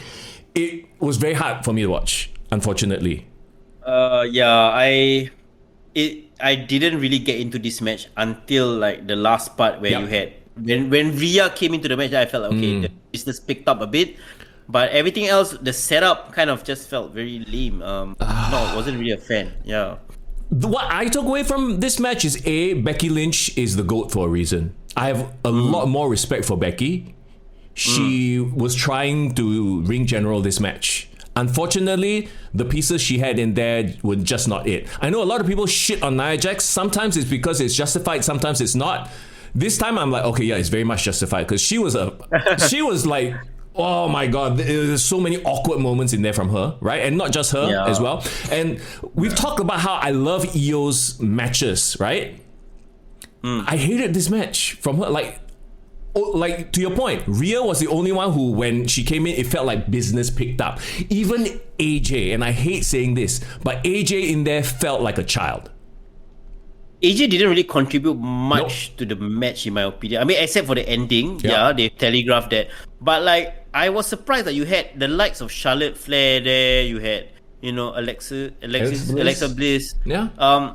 But like, they couldn't tell the stories that I wanted them to tell. Like, I wanted Charlotte and Alexa to have that interaction with the Kabuki Warriors. Then you had the Rhea and Charlotte. You know why? Situation. You know why? They've gotten into this unfortunate sequence or this cycle where it's just about the spots. AEW is very guilty of this, and I think it would be hypocritical of us not to point it out when WWE does it, and WWE is doing it right now. The only difference is AEW can take it to the next level of blood and tax and like whatever. Like, this depends on like where you stand with, you know, gore and whatever. But WWE, I feel, is doing that now. They're just doing spots for the sake of doing spots and not telling a story about it, right? And then I don't know if it's just the arena or the crowd. First of all, Lash Legend came out to like zero pop. Nia Jax should have been the last one coming out. Like to me, Lash Legend is the one you're supposed to showcase because she's the new one, right? She didn't stand out at all. Did not stand out at all. Yeah. Even in NXT, I didn't think she stood out. So sorry, go ahead. I mean, even her size was the only thing that I felt like stood out, but that's because everyone else was so small. But nothing about her made me feel like, oh, she's gonna be the next big star coming out of NXT. So I want to ask you, I want to ask Chad as well, right? Does does Lash Legend look or come off as a star? Because to your point, she has size, but when she shows up, I don't feel like intimidated. I don't feel like, you know, whoa, in awe. Like, you know, when Jade Cargill shows up, Jade Cargill arguably might be smaller, but she's jacked to the gill and she has that it factor, right? That aura. for whatever reason, Lash Legend is like a female Omas. Oh my god, I was about to say that. Yeah, she feels like Omas. Just not intimidating, just big but not intimidating. Right? So it's like, and then the spot. Look, she didn't bring out a Io Sky branded trash can, so I can close one eye. Oh, her friend go and bring out a trash can with Io Sky's name, because you know that trash can spot would have been so lame if Io Sky pulled out a Io Sky trash can from under the ring. That would have been so lame, right? Yeah, but it was Rhea who brought it out, so okay, I close one eye, I get it. Oh, friends do that shit, right? The dive off the top rope has become this thing where now it's expected. And I know this time she did a swanton instead. It's still impressive, but it felt very like, oh, there you go, she's doing the spot. Like, it didn't feel special anymore. We've seen it at this point, 3 times? 3-4 times really? Yeah. She's gonna devalue it. I think she needs to stop doing it really. Yeah, agree. She needs to not do or try to do it and then get stopped. There's the thing. I don't think she got stopped from doing it at all. They didn't build up to that moment. It was just, oh, it's time, and this is emblematic of the entire match. It's time to do this spot, so we just go there and do this spot. I wait around to do this spot. Everyone gather together. Oh, she's got, you know what I mean? The whole match felt like that. It felt like spots, and that's why I felt this match was just there. Even though the talents in the ring, well, maybe 60% of them are like top tier talent.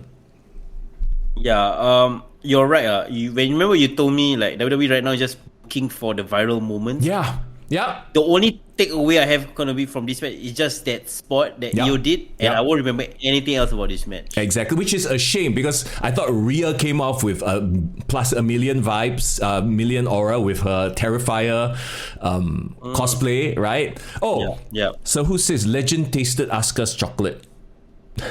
Whoa. Was there a, I don't want to say botch, but there was a weird, like, it took her a while to get the capsule, or, you know, did it, because right after the crowd chanted, "You effed up." So I don't know if they were chanting at Asuka and Lash that spot, because it took a while. Did you notice this? Was it just me? I didn't really notice that part. I just knew that Lash, she was kind of like house on fire for a bit, and then she got neutralized because of the poison mist. Yeah. But it was tough for me to get into that part of the match because I already kind of checked out a bit. It was the first match, so I was like, okay. So, I mean, but this is the entire problem. It felt like this match didn't get into a flow. It just felt like spots happening. It felt disjointed. Yeah. I got you. I really felt like this could have been a 5-on-5 normal traditional tag team, and I think the audience would have been more invested, to be really honest. Okay, Zayden says, I think the chant was that the mist was friendly fire. Okay, valid. I would pick. Yeah, I don't know. I have to go back and rewatch it, but I'm not going to because the match wasn't great anyway, right? It was okay, but it did take a long time. Yeah, and I was quite tired even after watching the first match. I was like, alamak, still got one more big War Games match. And so going back to the point of, because the men have a War Games match, the women need to have a War Games match. In this case, you're right. They would have been much better served, and they could probably tell a better story with a traditional 5-on-5 elimination match, because you wouldn't have the awkward weapon spots where they had to pause. They could have a normal match, and we know that with the wrestlers involved, they can have good normal matches. Exactly. So again, I hope WWE listens to the fans' feedback and don't make it Survivor Series War Games. Do a War Games when you have two factions that have been fighting for months and they can't settle that shit. Yes, preach. That's exactly it, you know? Okay, the only specialty match I will say deserves an exemption is the Royal Rumble. I think the Royal Rumble is fine with the men's and women's, but everything else, you know? Okay, maybe Elimination Chamber, because that's supposed to be Road to WrestleMania, whatever, right? Maybe those two matches. The rest doesn't need to be, men do, women must do also. Like, 1 year it could be women in the War Games and the men don't do the War Games, right? Yeah, why not? Why not? Yeah, I would even say Money in the Bank. Only do it if you really need to get a new number one contender, for example. You know what I mean? Okay. Yeah. That's a bit of a hot take. I don't know. I feel like Money in the Bank is also another one of those like plot devices that, you know, you could use to propel the next star. It could be a lottery ticket. Yeah. well, it's just spread it out. I think WWE just needs to spread it out and just have a bit of unpredictability. You want the women's wrestlers to do what? Huh? What do you mean? I just said spread it out. Oh, the PLEs. Oh, yeah. The gimmick matches. Okay, not the. Okay, anyway. Oh my god. Yeah. Rizak says, was space constraint the reason for no shark cage? Okay, so that's the other contention, right? A lot of people are saying it took away the vibe, it took away the storytelling moments. You know, with the camera inside the shark cage, you have people arguing and that kind of shit. I agree. It felt very like. Like they come out like Royal Rumble, like, and they just come out like. If it wasn't a War Games vibe, but then again, how are you gonna fit Brock Lesnar, Bronson Reed, Drew McIntyre all in one kit? You know played up on each other, bro. You know what it was? I bet you, Brock was like, man, I don't want to be hanging out the whole match there. I want to be in my VIP suite eating grapes or some shit, you know? So they're like, okay, since we're not going to do Shark Cage for Brock, let's not do it for everybody. I bet you that's what it is. Maybe that's it, lah. But honestly, at this point, I don't really care because, like, to me, like the match needed to present itself well. So, like, to me, that was the least of my concerns, lah. And again, I feel like it hurt the men's match because whatever the men did, they didn't really go overboard, which is good. Because we've always said this, the cage itself is the gimmick. You don't need every person coming in, bringing one table, bringing one kendo stick, bringing one this, that shit, right? It's too much already. And I think the women did more. And at the same time, it diluted the vibe of the War Games match. Anyway, it was a poor start for me. Yeah, it wasn't that good. But yeah, you know what? Things picked up. I really enjoyed the next match for me.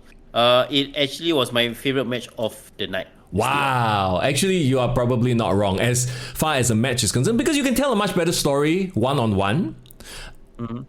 Okay. I'm going to be that guy. Again, you loved AJ versus John Cena.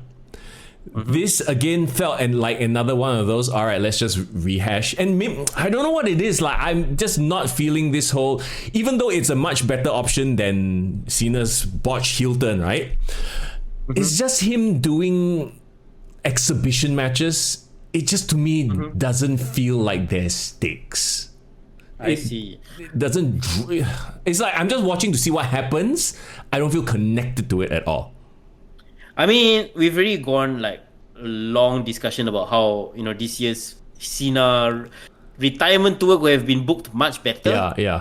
At this point, it's like the point is moot lah. It's what's done is done. Yeah. And if they really wanted to, if Cena wanted to put somebody over on the way out, like I think Dom Mysterio is still the best option for the young stars. Oh yeah, he put him over, but with like everybody and their mother interfering.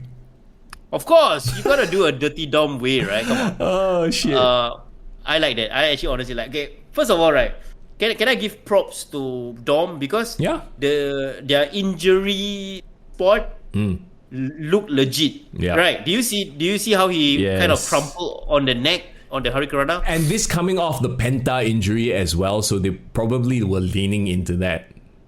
Yeah. So I don't know how can you protect yourself falling like that, but I legitimately felt like, oh shit, he really was gonna be injured and this is gonna fuck up the match. This can't be happening. And then I saw the ref was very theatrical in the way he was trying to gesture.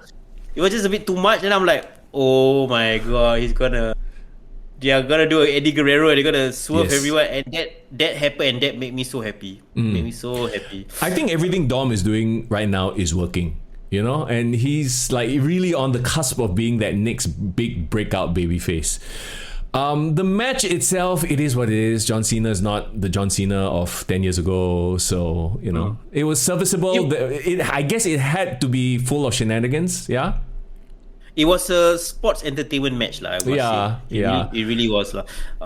But again, what was the biggest story coming out of this was, of course, the return of Liv Morgan, which I have a huge problem with.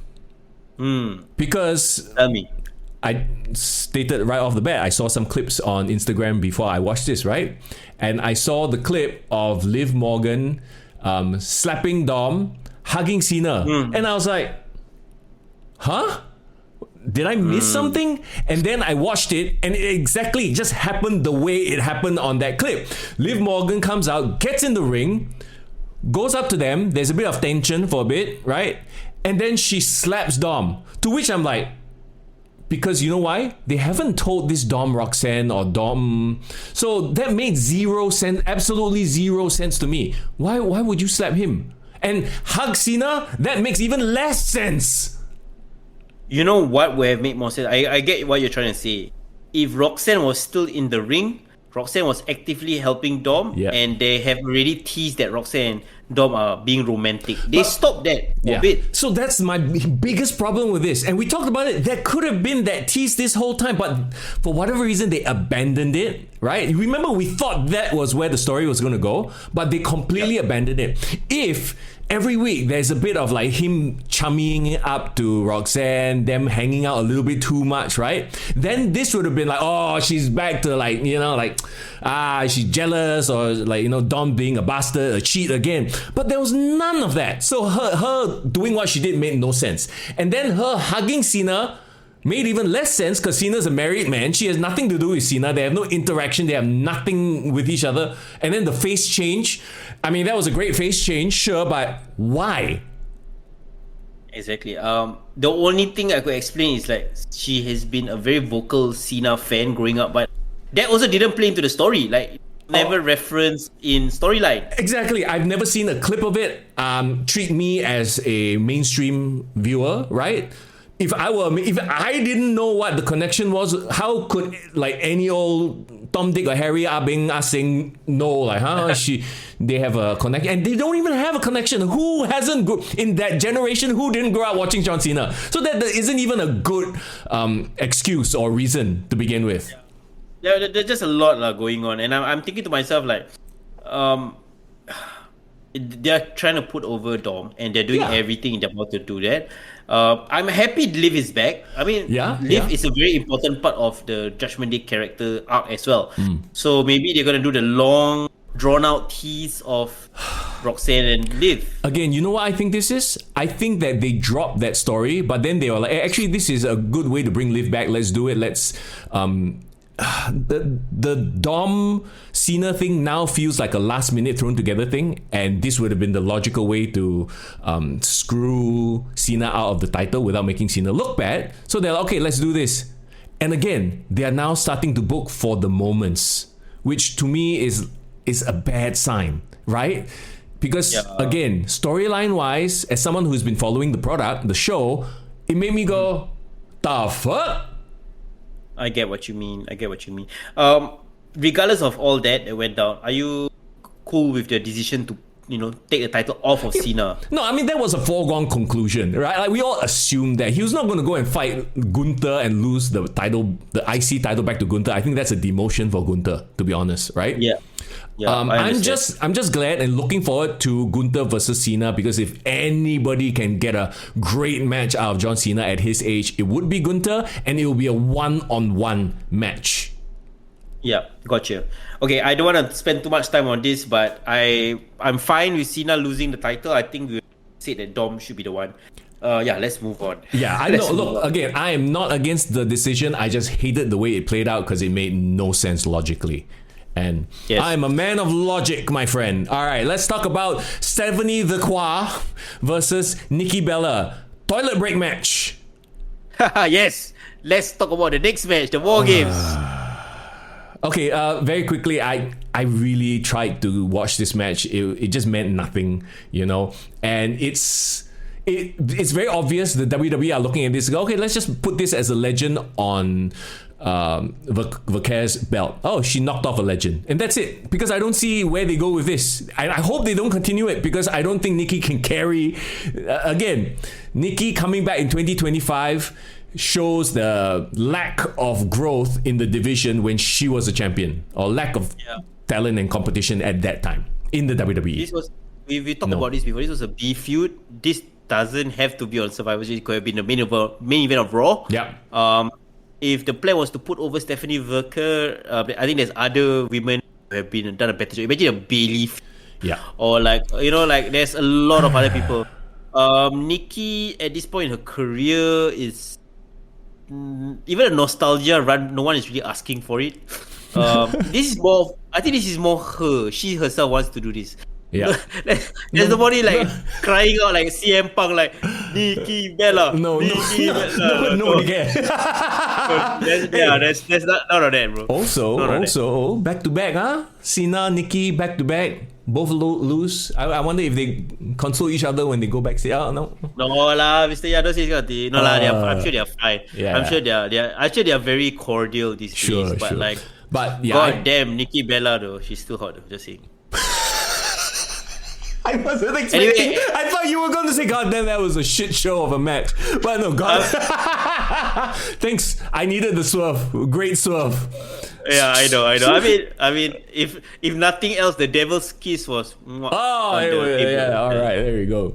All right, let's go. Let's talk. Let's talk about the men's war game. And again, I don't know if it was because the women's war games match happened already, but nothing they did felt like particularly brutal. It was a better match. Like the wrestlers involved were quote unquote more snug. It flowed a little bit more. They tried to tell more of a story. There was more of a story leading into this. If I was going to use a football analogy, this is like Real Madrid versus Barcelona, and you have the hype of this El Clasico. And then the match ended up being a 0-0 draw. That's what it was. Okay. Like you had all these stars, you had every reason to be hyped for the match. And the match itself, like, I mean, technically there was no issue. No. But like there was nothing memorable in terms of even the sports. There wasn't anything memorable about the sports. So and that's my point about the women's match. If the women's match were a traditional Survivor Series match, didn't involve weapons, then this would have stood out because then, oh wow, jumping off the cage, or nobody dove off the cage, right? Surprisingly. Cody at the start, Cody did a crossbody. Oh yeah, right. But you get my point, right? That whole thing of if everybody does a moonsault, then the moonsault means nothing. So in this case, the women actually did more shit with weapons and cage stuff. So the men look like whatever lah, nothing special already, what? Yeah, and that's not really. Alfred brought up, I need to bring this up. Fucking Jey Uso thrusting on top of the cage, yeet, doing the okay. This is when look, I feel like sometimes I need to relax a bit. This is sports entertainment and let the people have their yeet moment, right? But it takes you out of the freaking moment when you're like, oh my god, this is this pitch battle between the two teams. They are dying to get scrapping to get any sort of advantage that they can, right? And then you spend your whole advantage on top of the cage yeeting. Like the fuck. I'm just happy Brock Lesnar interrupted because it's very Brock Lesnar of him to interrupt a yeeting. So that means he yeeted the entire duration between when he came out. Oh my fuck, man. Yeah. Anyway, I wasn't into that part, but of course when it was Roman, the last one, when it was Brock. Again, business picked up when the big stars came out. So, hold on. So at the start, Zayden just brought this up. Great catch, by the way. Right at the start, Cody accidentally elbowed Punk, right? Yeah. Literally, that only paid off at the end. And it's a blink and you miss it. Because I don't even notice at the end when they were having their, the losers chat, right? Punk literally, like I saw him mouth, you elbowed me in the face, huh? Hey, you elbowed me in the eye. It's a blink and you miss moment. So literally that elbow didn't play a single role in this entire match. A lot of the things that happened in the match didn't develop, didn't lead to a storyline. There was only one moment which we will get to in a bit.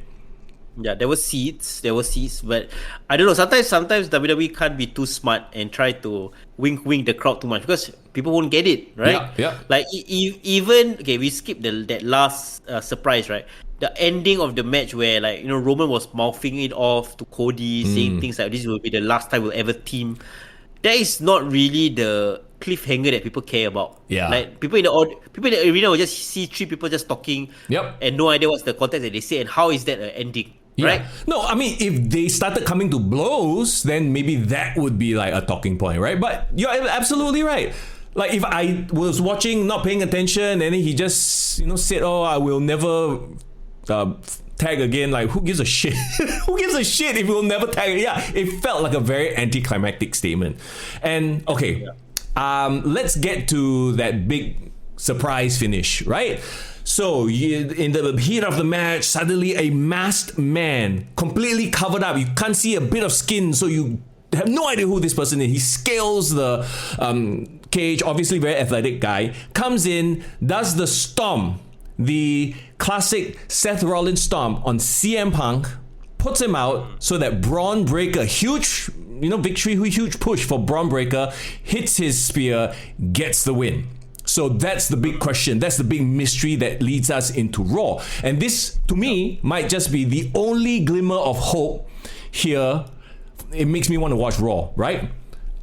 I want to try something. I want to try something right now. What, bro? On the count of 3, we both say who we think it is. You want to do that? Okay, sure. You want to do that? Let's do that. So, okay, we'll count down 3, 2, 1, and then we say the name, okay? Okay, let's try again. Here we go. 3, 2, 1. Austin Theory. Austin Theory. Yes, brother, we are in sync. It's gonna be me. Chat, clip it and ship it, cause goddamn. See? We are always 80% right, so it's probably gonna be okay. First of all, you know how I felt. I felt like it definitely wasn't Seth Rollins. Biggest misdirection of the year probably, because from not me reading the dirt sheets, this is reported public Seth Rollins just had his surgery. Yeah. Literally like a week ago. Wade Barrett did make it a point to bring it up. Like, he literally just had surgery. There's no way it could be him, right? So there's this big mystery of who is it going to be. And I guess, in a way, it's important that they do that, right? They didn't reveal who it was immediately. Because I don't know if it's a good or bad thing, to be honest. Like, they're stretching this out. And I'm pretty sure they'll just reveal who it's going to be on Raw. It gives people the need to watch Raw. But it would make zero sense for it to be Seth Rollins. Because why would Seth Rollins be okay with Braun Breaker, beating him up, right? To be honest, with going down the theme of not wasting your PLE spots, like having all the big shit go down in PLE, I want the reveals to happen in the PLE. I would prefer they had just revealed him to be there right then and there. You think so? And then he escapes, and then they can still do the same spot. Braun Breaker wins, and then when during the post show, people asking, "Oh, is Austin Theory aligned with the vision? Why is Austin Theory here?" Then you can have Paul Heyman shit steal everything and just say, "Oh, just watch Raw, I don't know." You know what I mean? Because I want people to get excited talking about it instead of getting confused and annoyed. I kind of disagree with that, because this confusion and annoyance, quote unquote, right, is going to be what makes people watch Raw. Because, hear me out, Austin Theory is not a big enough name that when he unveils himself, people will him? Really? I think that's what it is. You know what I'm saying? And again, I don't think it's Y2J, but some people have been saying it's Y2J. No, Y2J can't scale a cage that quickly. Not even at this age, or maybe 10 years ago, I don't think he can do that. Sekali, they reveal Y2J, but they got somebody else to do it. Just some random indie guy or one of their wrestlers, because they know, Y2J, I know you cannot, but we still want that big surprise. So we just claim it was Y2J. So the one that gave it away is that he had to be somebody athletic. Yeah. He had to be somebody who can climb and scale fast and can deliver all the moves.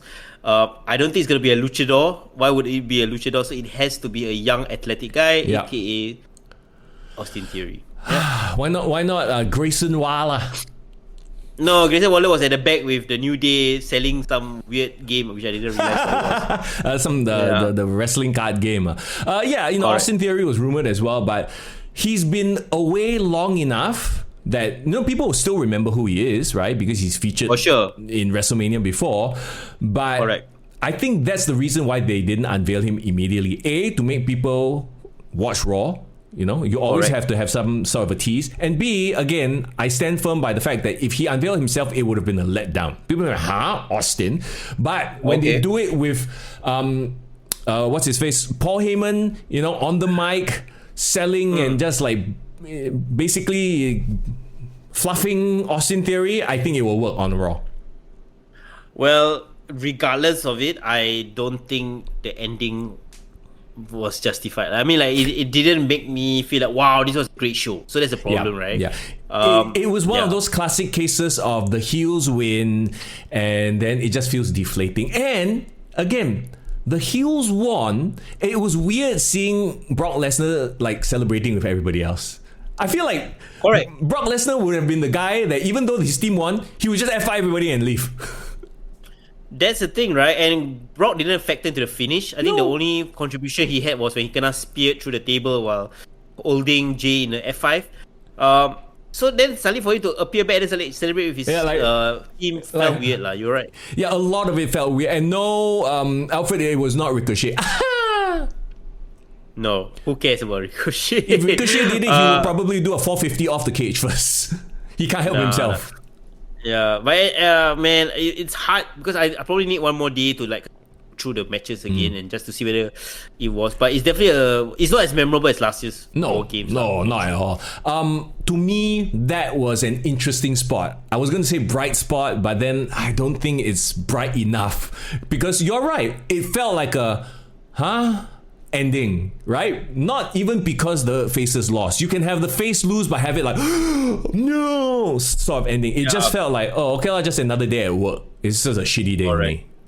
Yeah. So again, I also would argue, could this have been more emotionally engaging if it was a 5-on-5 traditional Survivor Series match? Yeah. Honestly, can you imagine having Brock come in, getting eliminated, getting all this? Yeah, I would have enjoyed that more. You can tell better stories like that as opposed to doing cool spots.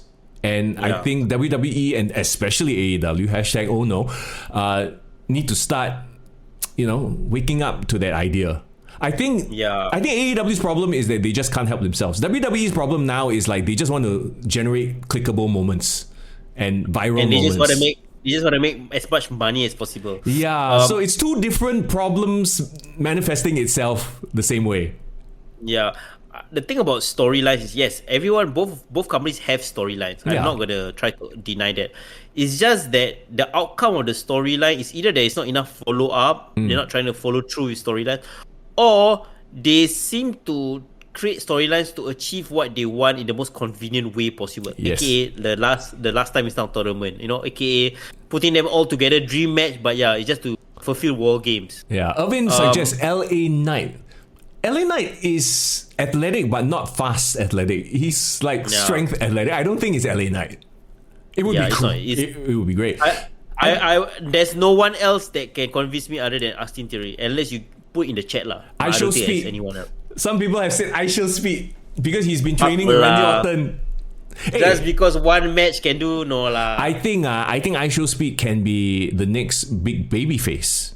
Like how Logan Paul is a huge heel, I think I shall speak is likable enough that he can be a baby face. You saw his YouTube episode, right? Yeah, with Randy, of course. Like he does feel very, very like a natural fit. He has athleticism. He definitely does. And I wouldn't be surprised at all if down the road suddenly he becomes one of those like a Logan Paul, Yeah. I should speak WrestleMania match next year. Let's go. Let's make it happen, bro. Sure. Yeah. Or in Saudi. Yeah. That said, it was it felt like a very mid Survivor Series War Games. Chat, give us your ratings upon 10. What do you give it? I give it a 5 upon 5. 5.5, sorry. Like, it felt skippable. It was it was only 4 matches, but it felt so long. Yeah. I mean, of course, the War Games matches are long, but I just felt like I didn't get my value, like my money's worth. Even though, yes, it was a long match, but I felt like, no, the value not there. And then also, like, there wasn't any memorable talking points coming out of the show. Like, the mystery guy thing feels like a WWE 2K cutscene. It's not a... You know what I mean? The storyline felt like I can just AI generate this shit. Yeah. The fact that you gave us absolutely zero hint. You didn't show an arm, so we at least know his skin tone. You didn't show, like, literally could be anybody under the sun. And maybe they think that that's a talking point. But, like, I don't know. Maybe, okay, what if the masked man did what he did, and then... the heels clear the ring, everybody clears the ring, but the masked man continues to beat down CM Punk and bloodies him up. At least give this masked man some sort of vibe, aura, right? No, he just came in, storm, Cao. Well, that's again, it can only be justified if the follow-up on Raw is really worthwhile. So we shall wait and see. So are you But as saying of that now, because we are speculating that the follow-up is Austin Theory? Are you saying that if the reveal is in fact Austin Theory, it's kind of no, it's okay. Then okay, fine. I want to know what's the reasoning, but I'll be intrigued because I do feel Austin Theory deserves that spot. But if it was like some fucker who has no lead like Tozawa or what shit, of course no lah. Hey, I trust. I'm not throwing Tozawa under the bus. I trust in Paul Heyman to hype up whoever it is. Paul Heyman is that guy. He will make you believe that freaking Spike Dudley could have been the guy. Okay, Fair Paul enough. Heyman can talk people in, but okay, it's not going to be Tozawa. That much is for sure. But it won't be Andrade as well, like Irvin is suggesting. I don't think it's any of that. Honestly, yes, you're right. I think it's a 5, it's a 6 max. I think WWE just this year has been very mixed, very up and down. And do you realize all the main pay-per-views or PLEs hasn't been memorable? Nope. Alfred just says it's Omas. That's why I chortled, by the way. No, you're absolutely right. And I think we, in our episode talking about the problems with WWE, we highlighted a lot of them. And unfortunately, it doesn't seem like they've listened or tried to change anything. It seems like they're following this formula of let's just do it for the moments. And even if it kind of doesn't make storyline sense, whatever lah, as long as the kids see the 30-second clip on TikTok. Yeah. Well, I guess that concludes our review. I think next week we probably will do a year in review. Yeah. We'll talk about all the awards, probably talk about, like what we like. I think it's going to be fun because last time it was because, there's so many to choose from, right? We don't know who to choose. Now it's going to be like, how are we going to pick the gold from all the shit? So that's going to be a very interesting challenge. I mean, that's a bit of hyperbole. I don't think it's been a lot of shit, right? But that said as well, yeah. If anything is to put a bow on the year, put a bow on our year as well, because we've had a tumultuous year. And chat, if you've been with us and you heard of our stories, if anything, we should come up with a new category this year. Foreign meme of the year. Nashwan, can we put you in charge of the foreign meme of the year? Oh my god! Okay, you know what? I need to get down to it. I think this is a category in and on itself. It can be a subset of favorite podcast moment of the year. No. It's the foreign meme of the year. Here, I'm gonna do it right now. I'm gonna announce it right now. Ladies and gentlemen, the foreign meme of the year. The nominees are Mexican music. Bukit Batok massage therapist. Those fuckers are still around. Okay, fair enough. Good ones. Red Bull. Or there's one more thing. What was it? One more. What's the last one? Are you a heel? Yes. Vote right now. Oh wait, so who's foreign falling asleep? Foreign falling asleep at WrestlePalooza. No, not WrestlePalooza. Wasn't it WrestlePalooza? Crown Jewel at your house, bro. Remember? Oh yeah, I forgot. That's why I tell you. You also will fall asleep also, bro. But respect to Sahus, because Sahus said what? Right? He said that, bro. To be honest, I also fell asleep during that match. and then he was like, okay, at least you're authentic. You never lie. You're honest with the audience. Yes, I will always be honest with you guys. If it sucks, if it's boring, my face won't betray it, for sure. So yeah, that's what it is. Bro, I've done so many live shows. I've done so many podcasts and live streams and live radio. I've never had a co-host fall on sleep. Fall on sleep. Oh my god, I'm losing it. I've never had a co-host fall asleep before.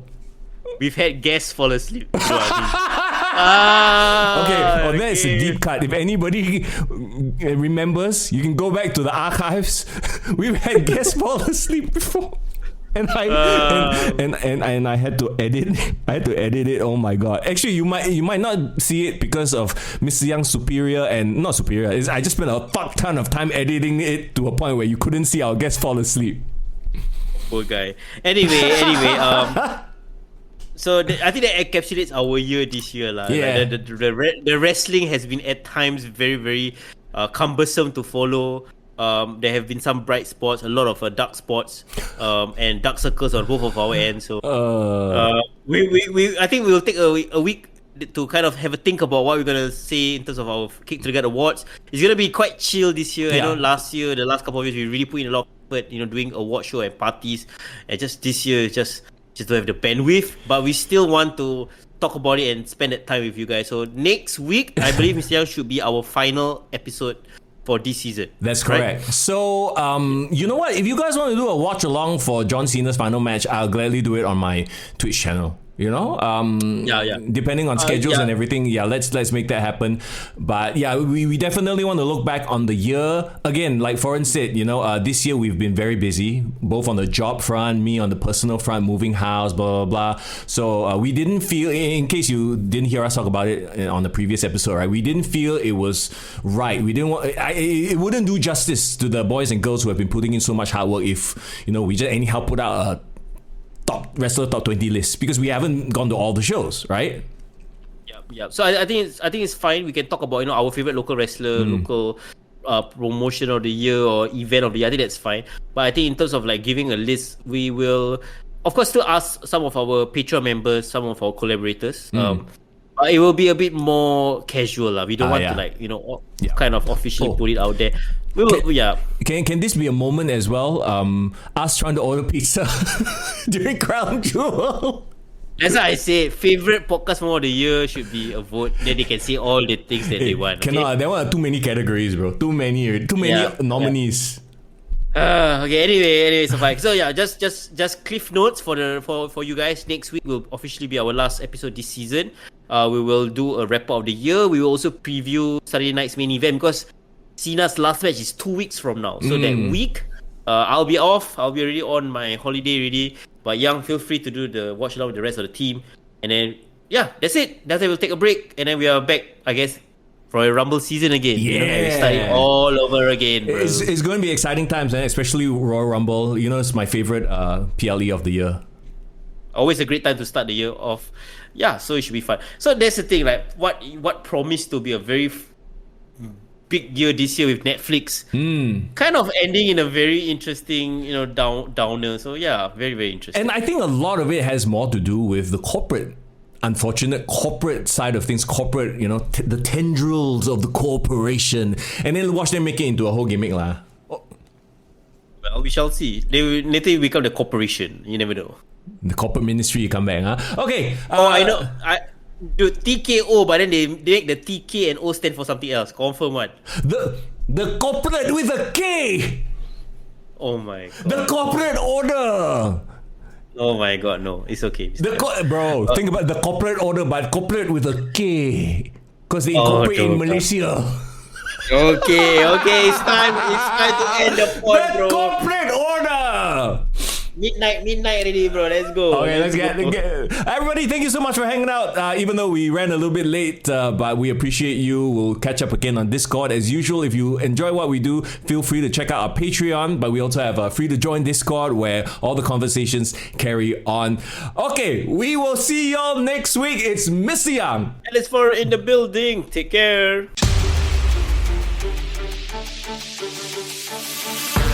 Let's go.